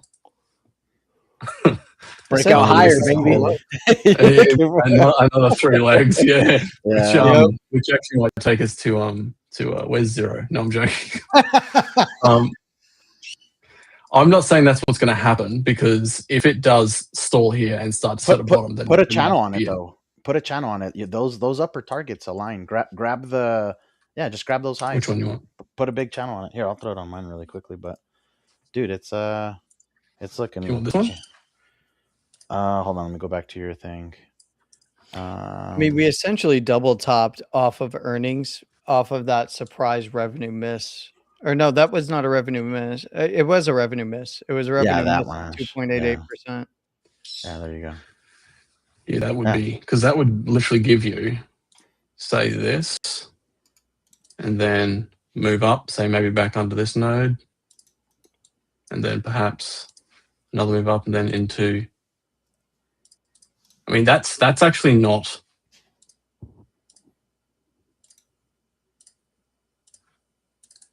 That's not exactly glue eating a TA there. That's actually pretty disgusting. But that's if it can't protect this range with strength, this bounce is almost certainly going to be a lower high. And it's such a weak low, and all the selling came off of that initial move up, and then essentially the first high. The bulk of the selling came in, and then right after earnings, a lot of people went in to go and buy those highs, and sellers dumped on them and have been bleeding it out ever since. So, and because that's such a weak low, you look at that low and then the gap up before volume hit, I could see that low getting sliced right through if that gap doesn't get filled and then it reverses off of it. Just looking at what you're putting up here, looking at your volume, looking at your oscillator, that's such a piss poor low. If it held up at the gap, though, you could see there could be a case being made for a nice gap fill and then try to build structure back to the upside and then hit the top of your channel again, right? Yep. And then we would need to see some volume off of that. That would get your oscillator turned back up, and that would be the preferable route for bulls. This is basically a warning. So invalidation of a move further down is got to be above that last high. It's the last higher high of this move down, this impulsive move down. So essentially, invalidation of the thesis to move to the lows and lower for me. I mean, minimum the gap fill, but then the lows are well in play. Would be a close above 140. So they would literally have to reverse it back here right off that. Yep, exactly. Yeah, like I'd want to see that, and I'd be mostly looking for, do we get something like this? Yes. The green boy show up somewhere around here or here. If that doesn't show up though, I'd pull one out for the circle homies, I think. Oh man, that's ugly. Yeah, it's a rough looking chart. Well, you can hope that gap fill holds is about it. Or you have some reason to gap up early next week and flip it around sooner than later. But other than that, man, it's rough. This chat. I'm not sure if. So somebody's asking thoughts on a surprise Fed pivot for next week because the war is ending. I don't know what you mean by a surprise Fed pivot. I think the consensus right now is they hold. I don't see them moving into cut, mainly because I'm gonna show this real quick. You guys might find this interesting. I don't know. It is a little bit more on the macro side of things, but But here's something that was interesting from this week. This is going to blind you. I'm sorry. I wish I could make this a dark mode chart. I'm just I going know to we. go ahead. All right, everybody, cover your eyes. Cover your All right, eyes. This is going to be I'm brutal. ready. Oh, it didn't. It actually. Now we go. I have to click on mine. Oh, right. God. Oh, wow. Yeah, Jesus. Oh my God, Ryan must be loving. Landy. You need you You need know a there's a trick browser. there, right? There's a browser plugin Yeah. that'll fix this, man. Dog, there's got to be. This is awful. Dude, I've got it, but it makes the other sides bright. So like it's dark in the middle, but the other sides are bright. So you kind of lose. It's a lose-lose. This is awful. I hate it. I hate every bit of this. But let's go ahead and did I do this right? Okay, let's do this. What's your filters that you got set on there? I don't know, but I need to hold on. I got to put this. I have a cigar lit right now, so give me a second. Let me put this down real quick. Yeah, All right. don't put on your testicles.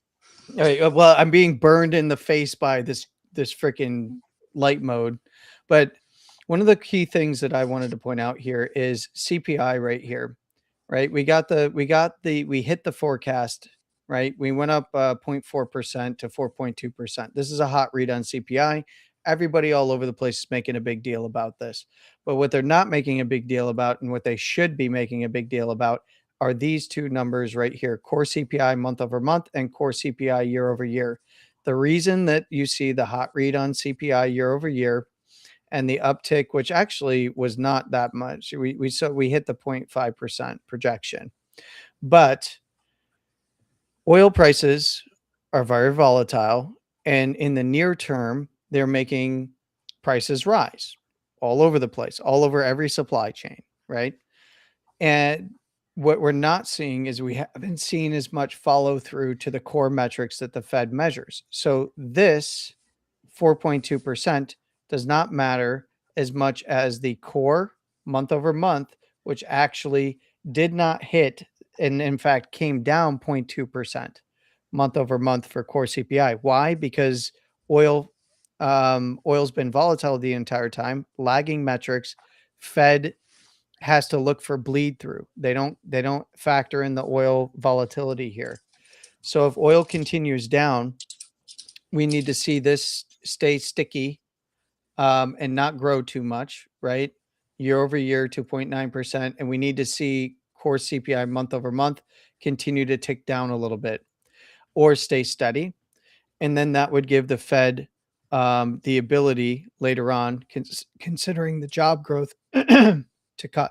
Now, typically, when you have growing jobs, they don't like to cut because growing jobs contributes to inflation and wage growth. They consider inflation. This administration and Warsh view it differently. They want job growth. They want wage growth. They will take the inflation from something like that and they will try their best to stomp it out on the other side. And how do they stomp it out on the other side? Well, you do that with thank God I couldn't stand anymore. I had to switch back. You do that on the other side with nice sell-offs in oil and the oil markets. Yeah. So if we see this starting to break down towards the 76 to 80 area down here, which I'm not totally confident in next week, we have to be aware that we don't pivot off of the lower second here at like $82 and head right back up to 90 to 95. But reality is, if we do start breaking into the low 80s and mid 70s and oil prices stay there, you'll see CPI begin to come back down. And then it'll take a little while for core metrics to start to cool down as well for what the Fed is reading. Then they can cut. I do not see that happening this next meeting, next month, the month after, probably not until late in the year. Maybe they try to push for a cut before midterms, but realistically, I don't think that they'd have a real metrics or data in to cut until much later this year. So that's my soapbox for that. But yeah, well, guys, I really have nowhere to be. It's a Friday night. I'm smoking a cigar over here. Is there anything else that you guys wanted to like touch on? Anything that you're looking at? Anything that you're tracking coming into next week, or you kind of got most of your thoughts out on some of this stuff in markets? Mm, mm, mm, mm. Nah, that's about most of what I'm looking at mainly.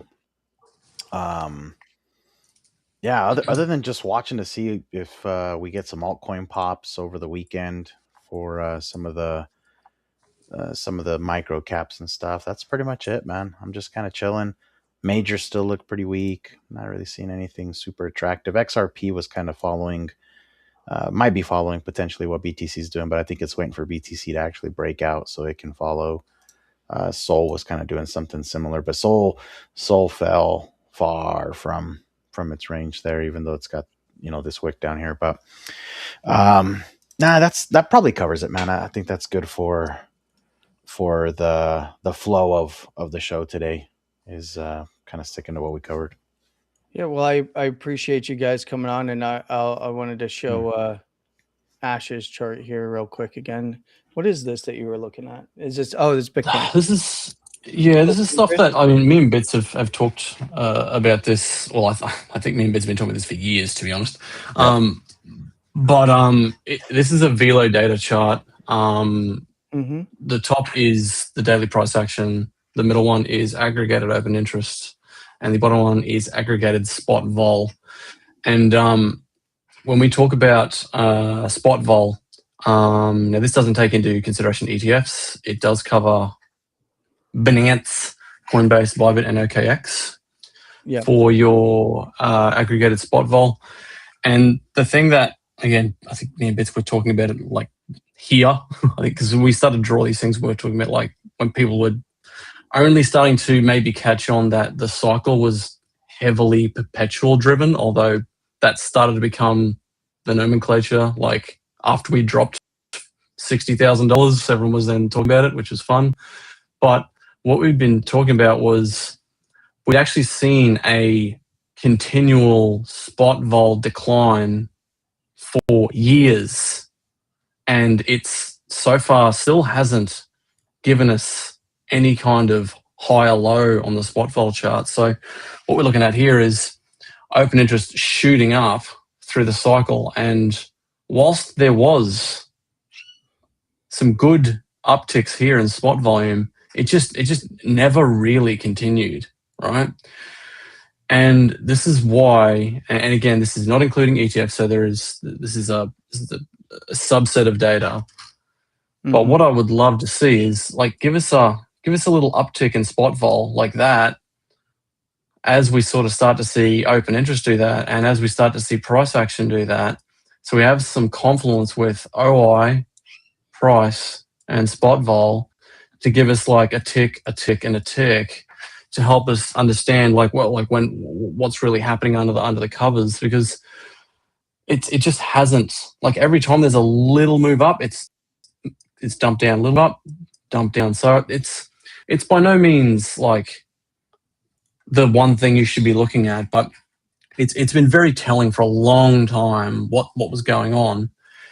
And it's something that realistically, as if we're long-term bullish on Bitcoin, which I suspect we all are, we want to see this spot volume come along, because that's going to show a level of interest that normally, spot holders tend to be more of a longer hold type of a mindset, as opposed to a perpetual driven maneuver or move, which generally doesn't necessarily speak to that. So it's just a tiny little snapshot that we look at on and off on occasion. And it's something that I find interesting. So if you haven't seen that, Velo Data, that's a free account. It doesn't cost you anything. I found it from, if anyone knows Credible Crypto, I haven't seen that dude around on the timeline for a long time, but this is where I found this initially off watching one of his streams 2 or 3 years back. And it's something that I routinely peek on occasion. So yeah, Credible Crypto has been around for quite some time. Some people might know him as the Elliott Wave guy, right? yeah. He's really good. He's primarily been just kind of checking in Bitcoin, CRV, stuff like that. One of the big things that, so I'm going to show a little bit of this.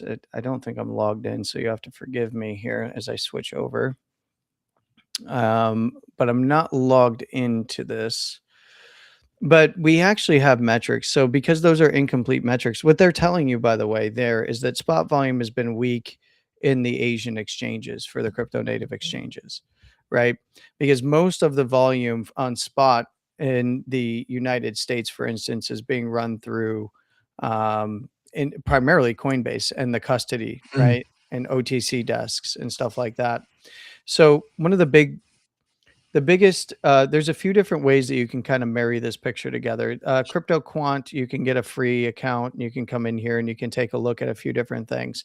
So you can look at, minor reserves for coins. If it actually updates, I think this is not logged in, so it's going to show that it's not going back in history, but it's showing 1.8 million Bitcoin of miner wallets, right? You can look at exchange flows for coins for Bitcoin, exchange reserves. You can check on that. It should be somewhere around 2.7 mil. So yeah, and then you can see that the bigger drawdown the entire way through.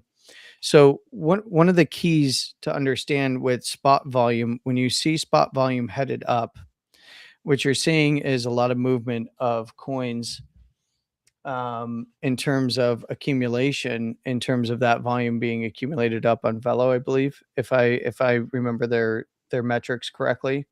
But what have we had the entire time? This has been a sell off the entire time, a drawdown from all these exchanges in terms of their reserves, and this is just the aggregate in and out. So this isn't Binance's. This is all the different exchanges, right?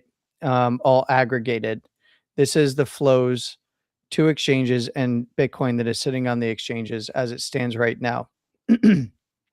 And that's your deposits. You can look at the inflows and outflows. Obviously, if it's on exchanges, what are people typically doing? They're levering up. Therefore, you're getting that open interest read that you're getting. Um, the the big thing when it comes to not supply, I'm looking for the correct one, not minor flows. Was it flow indicator? It's not going to be flow indicator. I'm looking for the cohorts because I've mentioned this before on stages, but I didn't show, or I haven't shown this on stream, I don't think, in a very, very long time. I forgot which tab it's under, believe it or not, because I came completely prepared to show this, not just thought of it right now. It's the coin age, essentially, the UTXO age bands. And I believe this might be the one. Nope, that's not the one.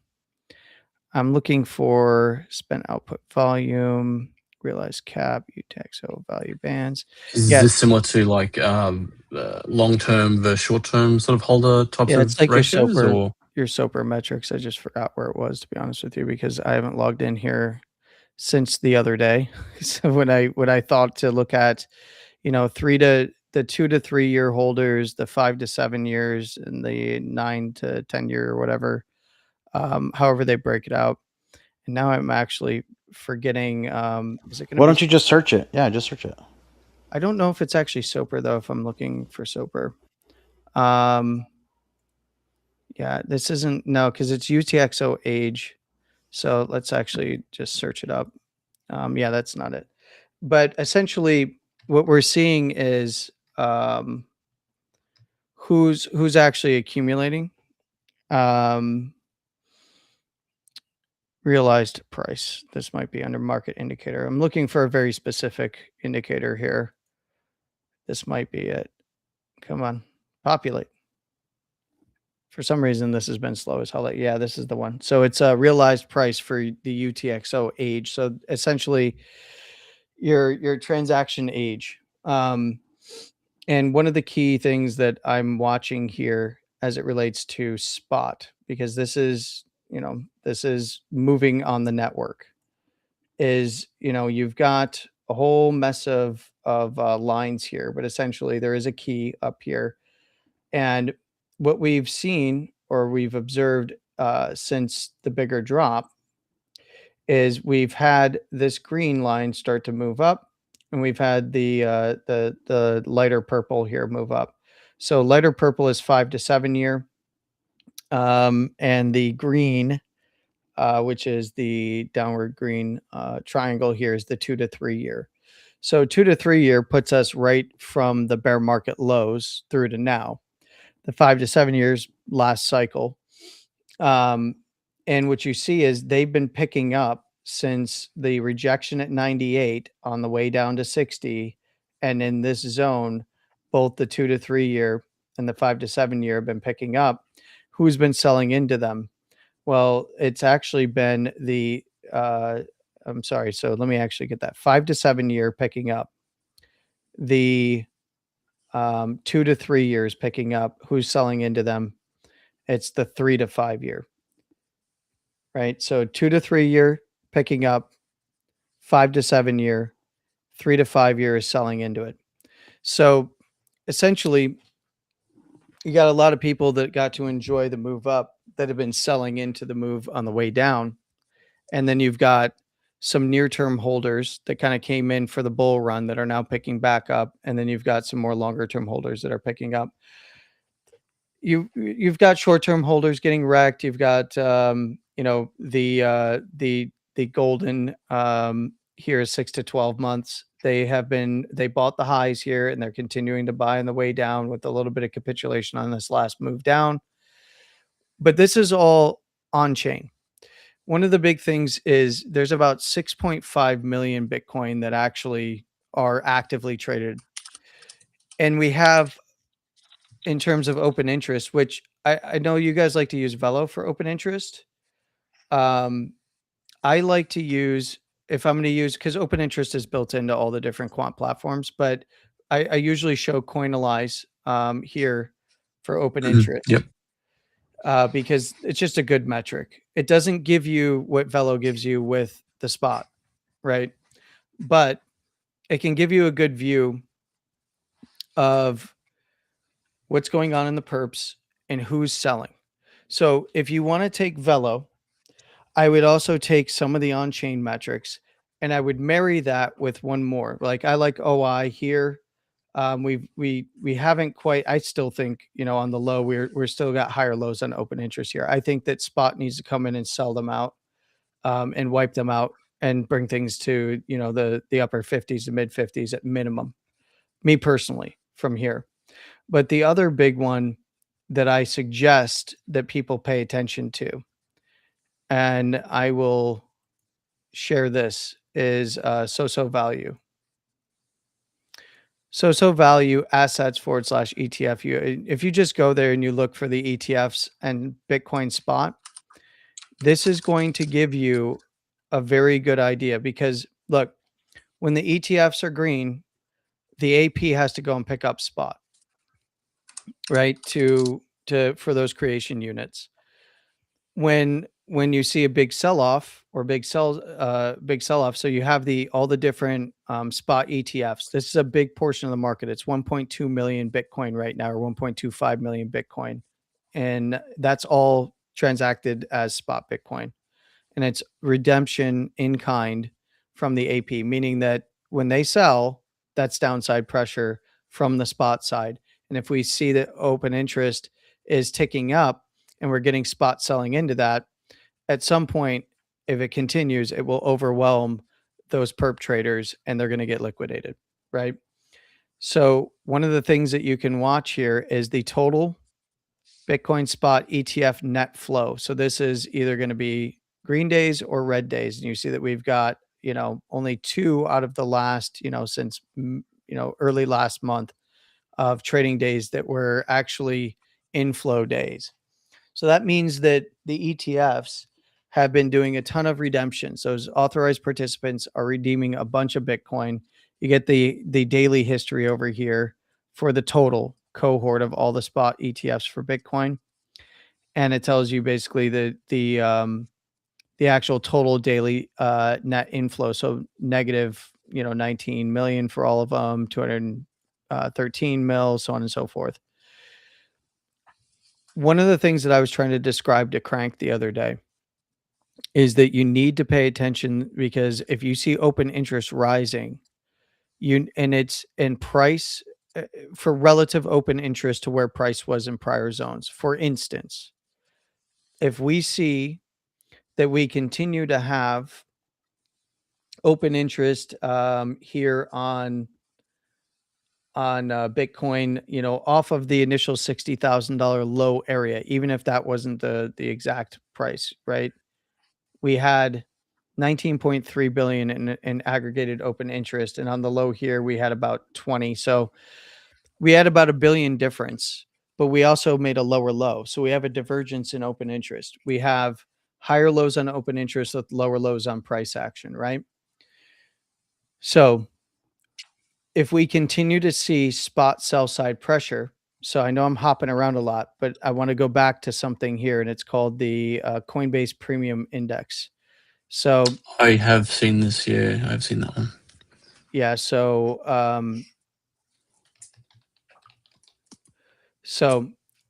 this, and there's premium index or premium gap. If we see that spot is not leading the way to the upside, and perps are leading the way to the upside in a bear Are market, you sharing that one? That one at the moment, Landy? I'm still I'm think going. I'm looking at Quantalize. I'm getting up. Up there. So Yep. this is the Coinbase Premium Index. So this is the price difference between Coinbase Pro USD pair and the Binance USDT pair, right? So it's taken the biggest spot exchange versus the biggest perp exchange. And if you see, at the highs here, I'd like to zoom in. We had open interest continuing up on this entire move up. We saw that right around the price point of we were pulling a premium, meaning spot was leading the way at about $74,000, which 74 to 76 was a big area to me. And it continued to lead the way until around 78. And then as Bitcoin continued to try to push up, spot sellers came in around the monthly 80,000 to 82 and a half around the around that big monthly overhead resistance. And then spot sellers sold it all the way down. Oops, I just zoomed in by accident. The reason why I bring this up is because if you were going to compare, when did spot sellers flip? When did we lose basically spot leading the way for price action movement? We lost it here on the 25th of April. So if we go back to the areas here on the around the 25th of April, we had the move down, but from the 25th of April on, I'm going to go over here to look at open interest. From the 25th of April on, we had, so where's the 25th? All right, so the 25th of April on, we set a low on open interest, right? And then it climbed back up towards around 29 billion or around 28 billion, right? As open interest is climbing and price continued up, spot sellers were exiting. And we saw that we lost the premium and it started to trend down at that same time, right around that 25th and on until now. We've seen that spot has been leading the way to the downside. We did get a nice buyback on spot right off of the lows, and now it's just kind of bouncing around for premium. So my point being is that spot was selling into the perps that were driving price higher. So when price was being driven higher, we got more and more open interest, a couple billion more. In fact, if I go back over to this screen, we had open interest was what did we get? So open interest went from it went up about $5 billion off of that low. Well, spot sold into that $5 billion. And then we can compare. We could say, well, on the 28th, moving through to the beginning of the month, because this was through to the first half of the month, up through the 7th of May, 6th to 7th of May. Now let's go over and check so value. And we can look here that on the 7th is when we started to get more heavy spot selling out of the ETFs, right? And we started to get redemptions. So who moved first though? Because we were getting we lost the spot premium over Binance, right? And spot sellers were selling in. That's because miners were moving and they sent flow to exchanges, and then OGs were moving and sent flow to exchanges. And then when we had the gap, we had the fifth into the sixth and seventh, then began to flip for the ETFs, and they became sellers too.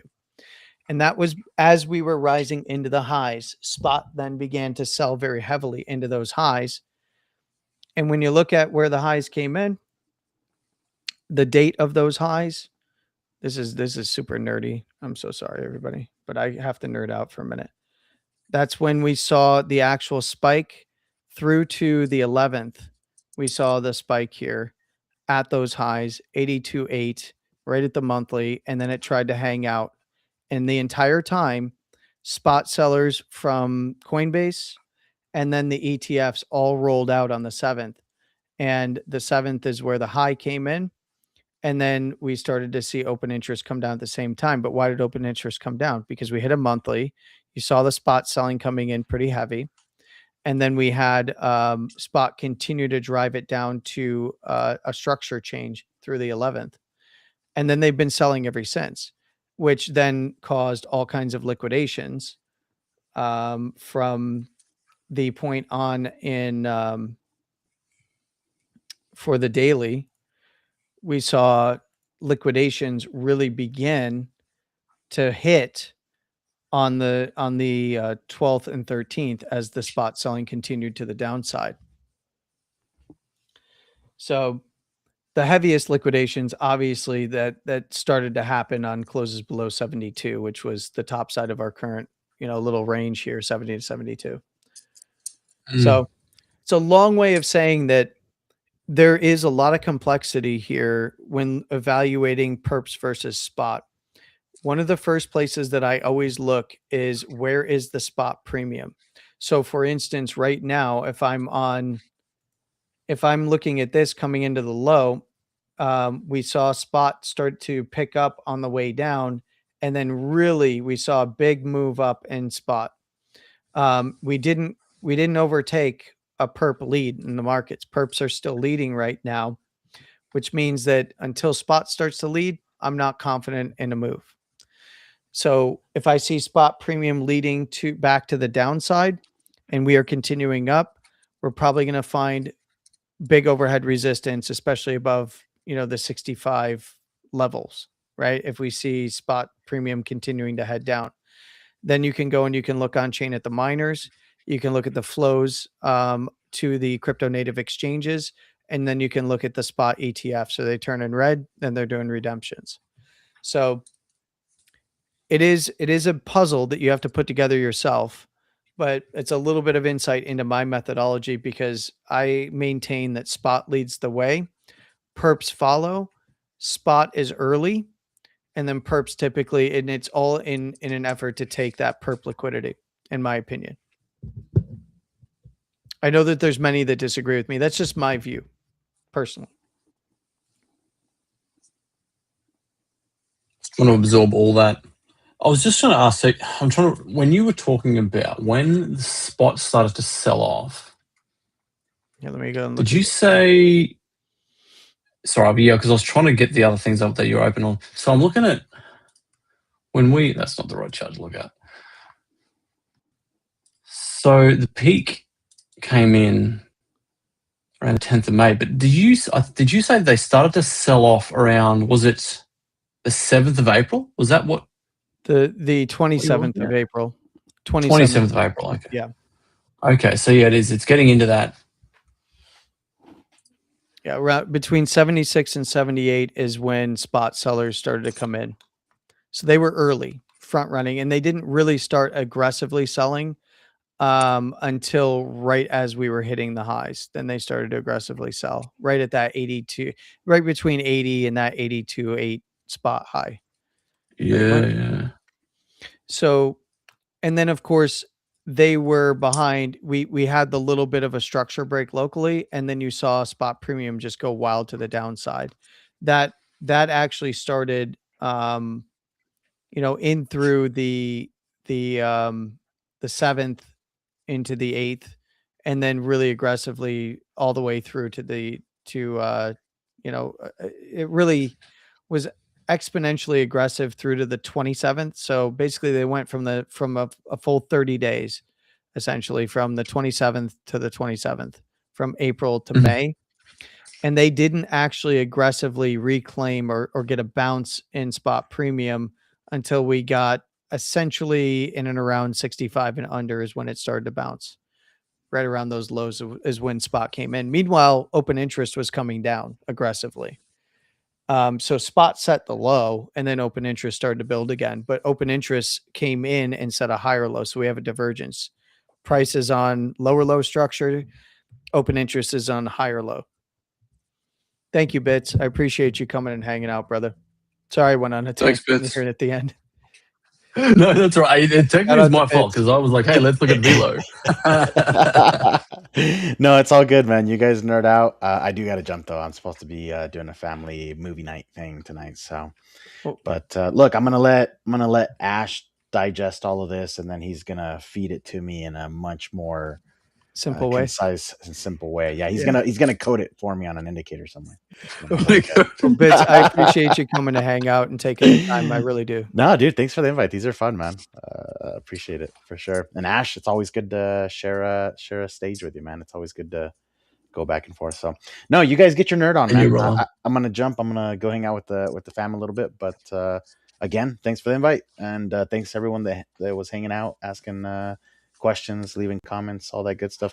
Make sure you guys are reposting and sharing this stuff. By the way, like I don't think we stress that enough. That it's a very simple way that you guys can support us and just demonstrate that what Landy's doing here is valuable and that you guys want to see more of that content. So make sure you're liking it, reposting it, sharing it, all that good stuff. But yeah, Landy, with that, I'm out, brother. Thanks again. Appreciate you, man. Thanks, brother. Take care. Thanks, Have a great Bits. weekend. Well, Ash, I got to tell you that one of the big things that I know a lot of times, a lot of people have the confluence of open interest rising and turning, right? It comes down aggressively, liquidations, and then it starts building back up as we head into a bull market, right? Mhm. And with and one of the things that that we often will see is that um traders, specifically perps traders, get very, very into understanding how perps open interest moves price, but they ignore that spot is the settlement, right? So underlying all of your perps and futures contracts, spot is what is getting transferred whenever you buy and sell. So all of that paper on top of it still has that limited number of Bitcoin on that exchange. Um, and all it takes is for a miner wallets hold 1.8 million Bitcoin. They regularly transfer about 100,000 Bitcoin a week to and from exchanges. By the way, they trade as well and they lever up and down and they blow themselves up as well. But you have a situation where now we have a completely different market that is spot driven with the ETFs, and it's not as big as the crypto native exchanges. So you got a 2.7 mil on crypto native exchanges, but you can get OGs transferring in and out at any point very easily. Mhm. And then of course you've got the 1.25 mil that is in the ETFs. Well, when the ETFs start selling off and you see open interest rising, you're running into spot side sales and they sell in clips. So if you get a 1,000 to 5,000 clip that's sold OTC and they start bleeding that out into your perps trading to the upside, that rising open interest, you're giving them the exit for that spot, right? They got 10,000 coins to move, then they do that deal like the 1.2 billion. You remember the other day like 2 weeks ago when everybody was all over the timeline, Ash, talking about the 1.2 mil OTC deal for IBIT shares? Yes. Like a big Yes. player got margin called or something happened, right? Well, what they did is they bled that out. They didn't just dump it onto the market. They bled that out and they bled that out pretty perfectly. It was right at the damn highs, right after we hit the highs, right, and started to break back towards Perfectly 78. executed. Yeah. And then they just kept their foot on the gas to the downside, right? Just by continually, every time that we saw a bump in open interest, that was getting wiped out by the spot side selling, which then was transferring,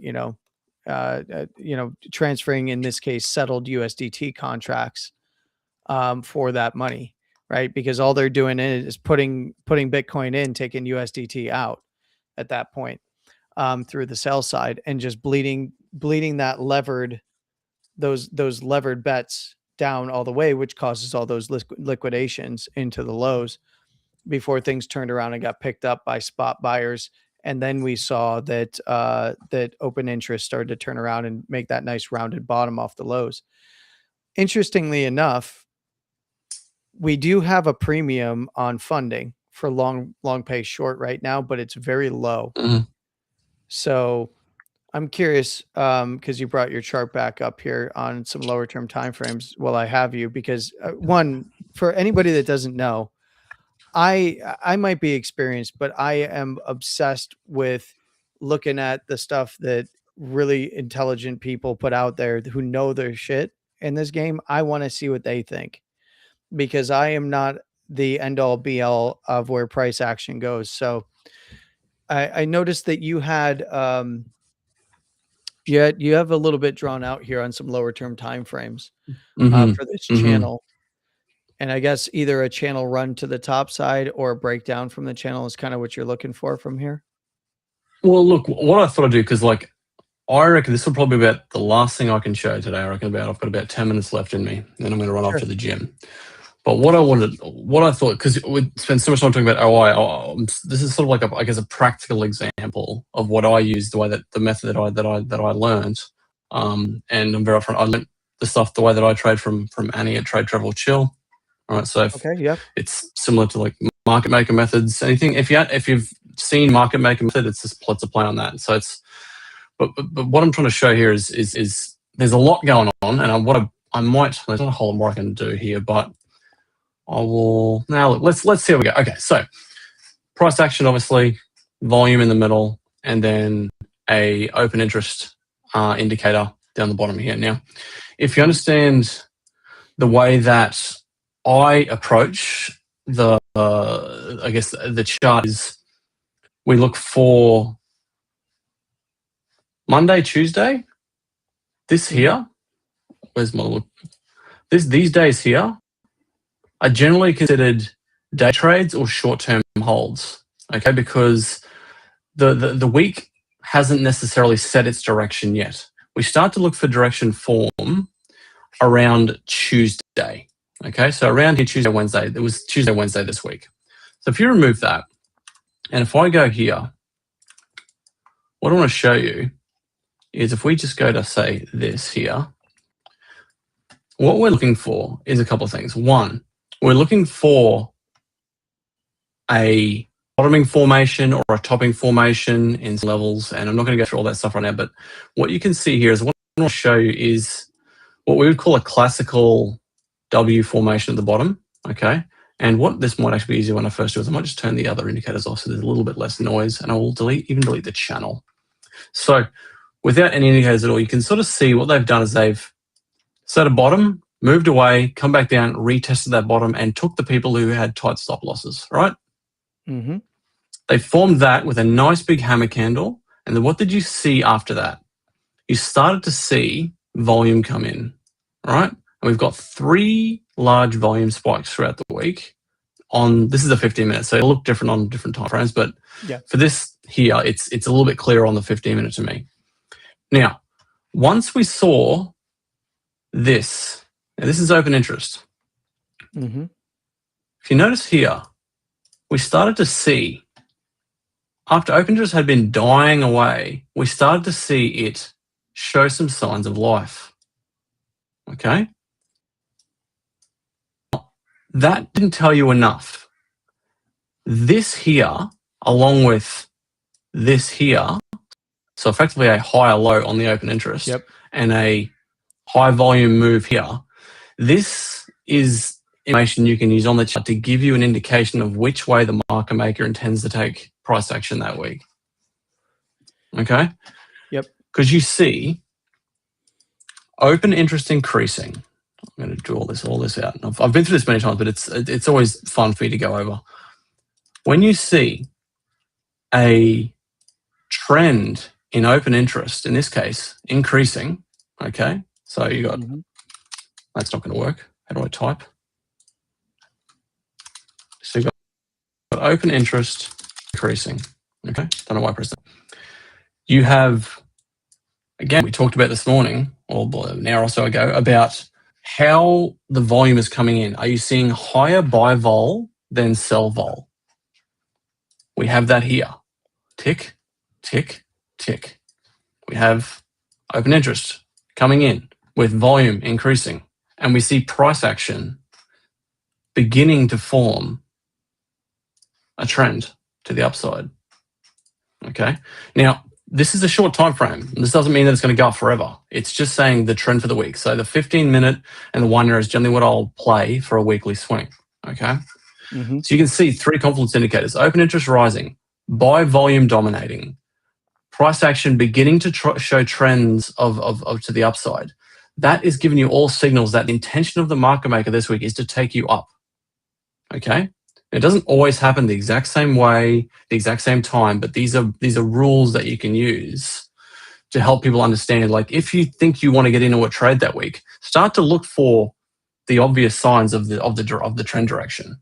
Okay, when you start to see trends of higher buy vol come in, well, unless you're Uh-oh. Are we back? I just saw connection lost. There you go. You're back.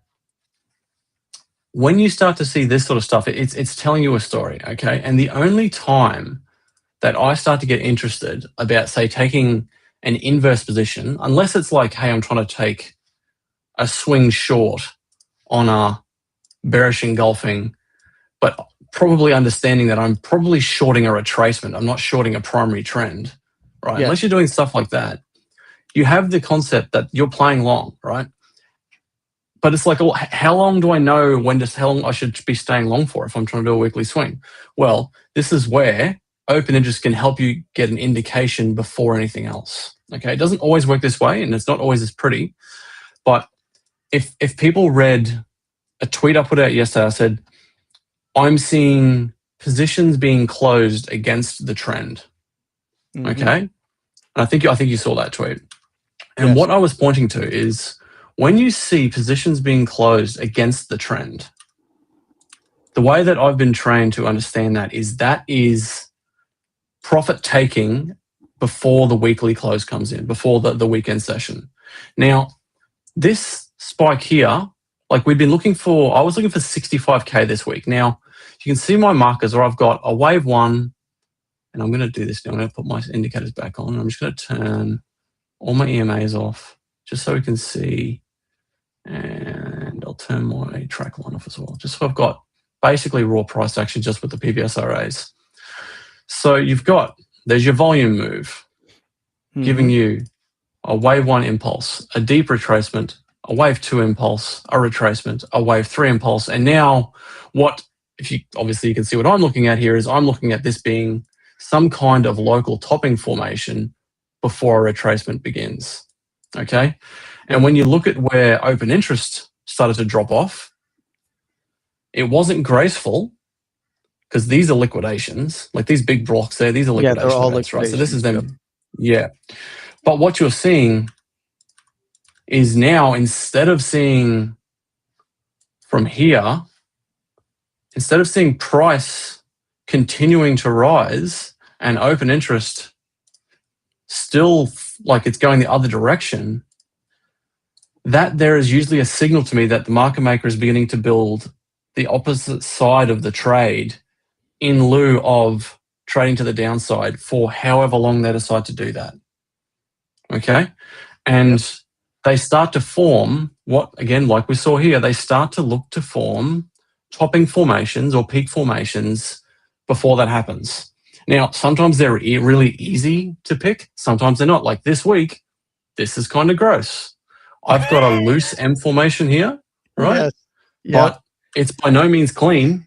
You know, Yeah. they could just do like what I'm looking for, and this is why you can see I've drawn this, is if this is the peak formation and they did take liquidity here, they didn't take everything, so there's more liquidity built up here.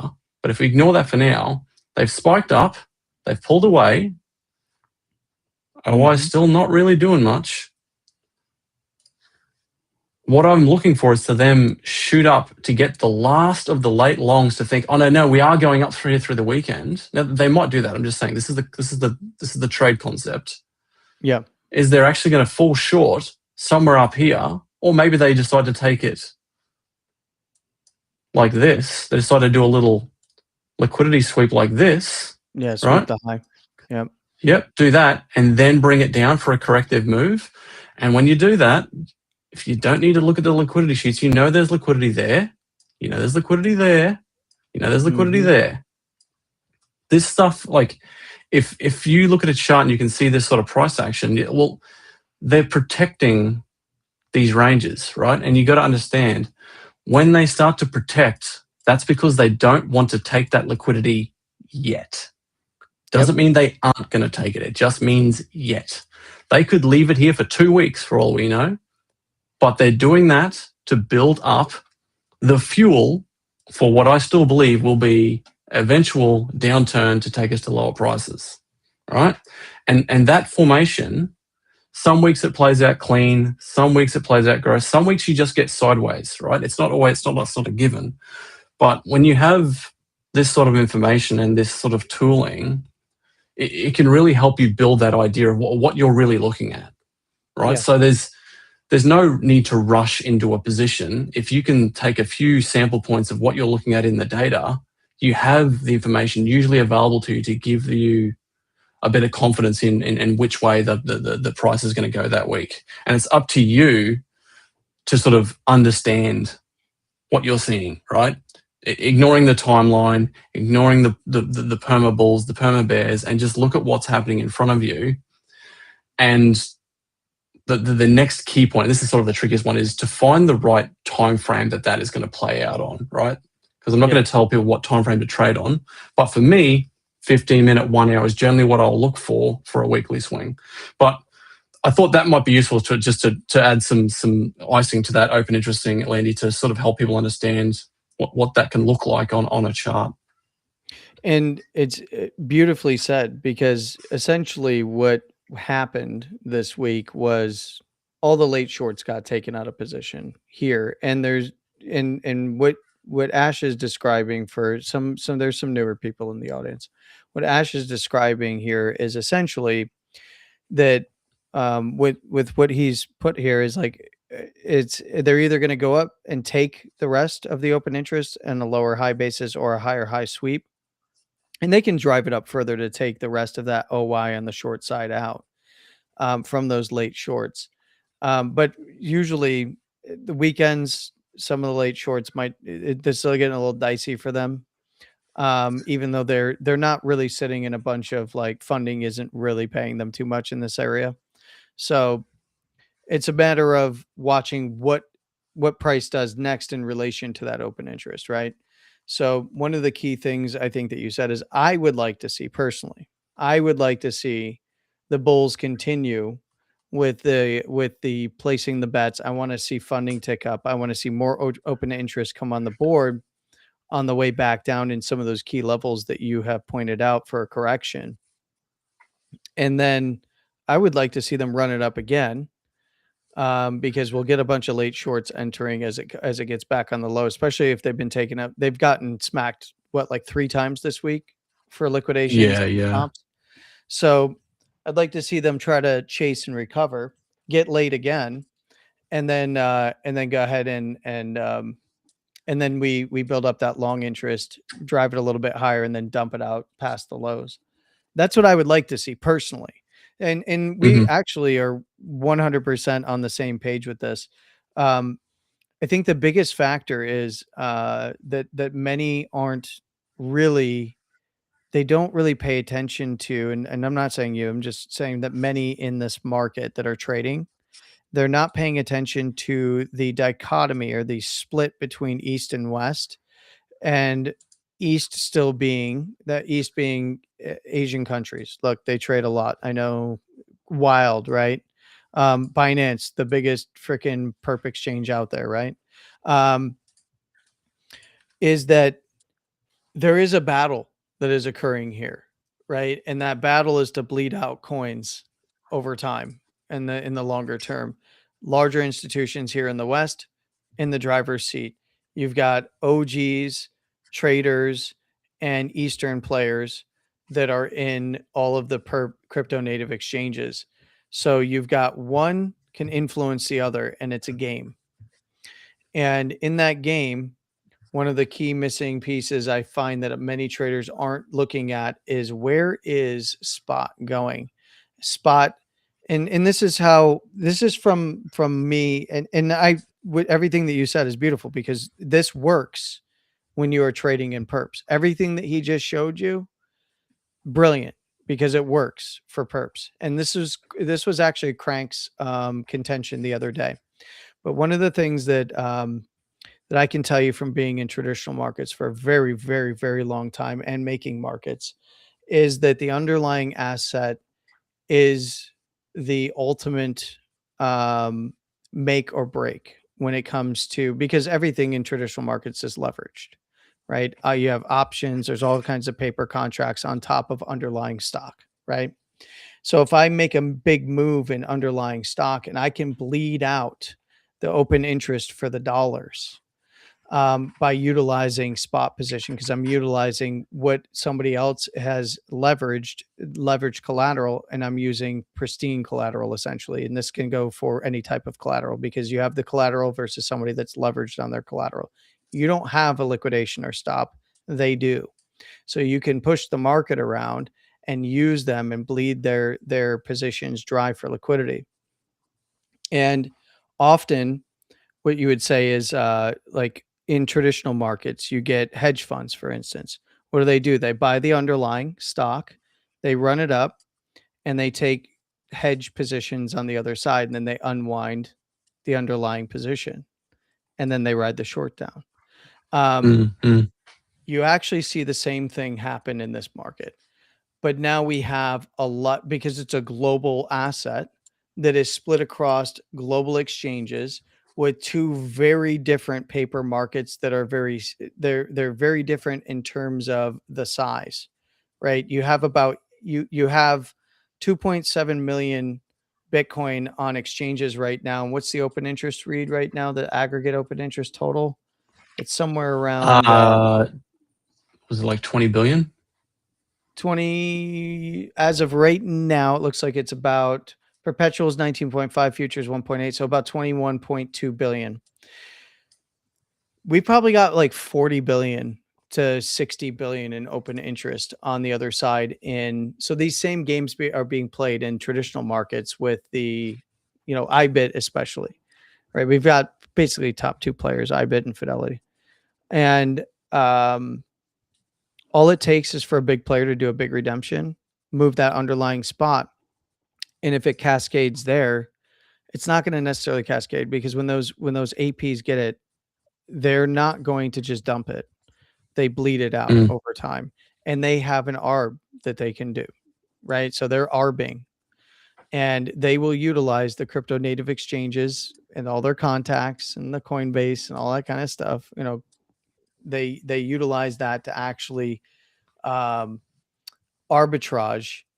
through the cells to get that liquidity to not really move the markets as much. But then you see what happened from 82.5 to where we are now.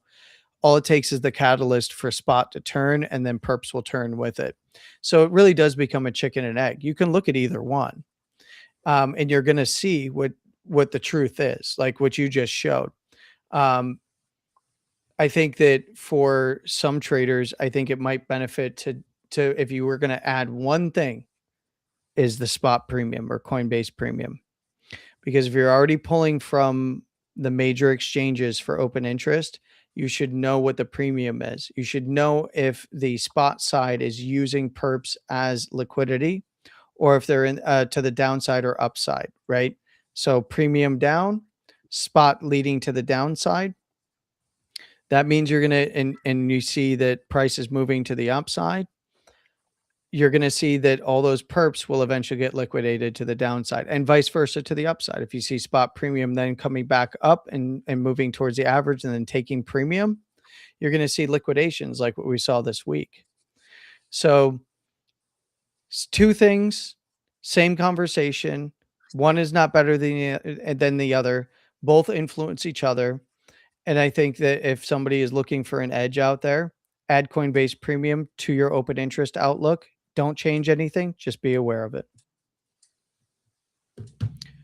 Ash, Great you're a point. brilliant man. You're a brilliant man, and I thank you for taking the time to join me today. I don't want to keep you any longer. I know you got things to do.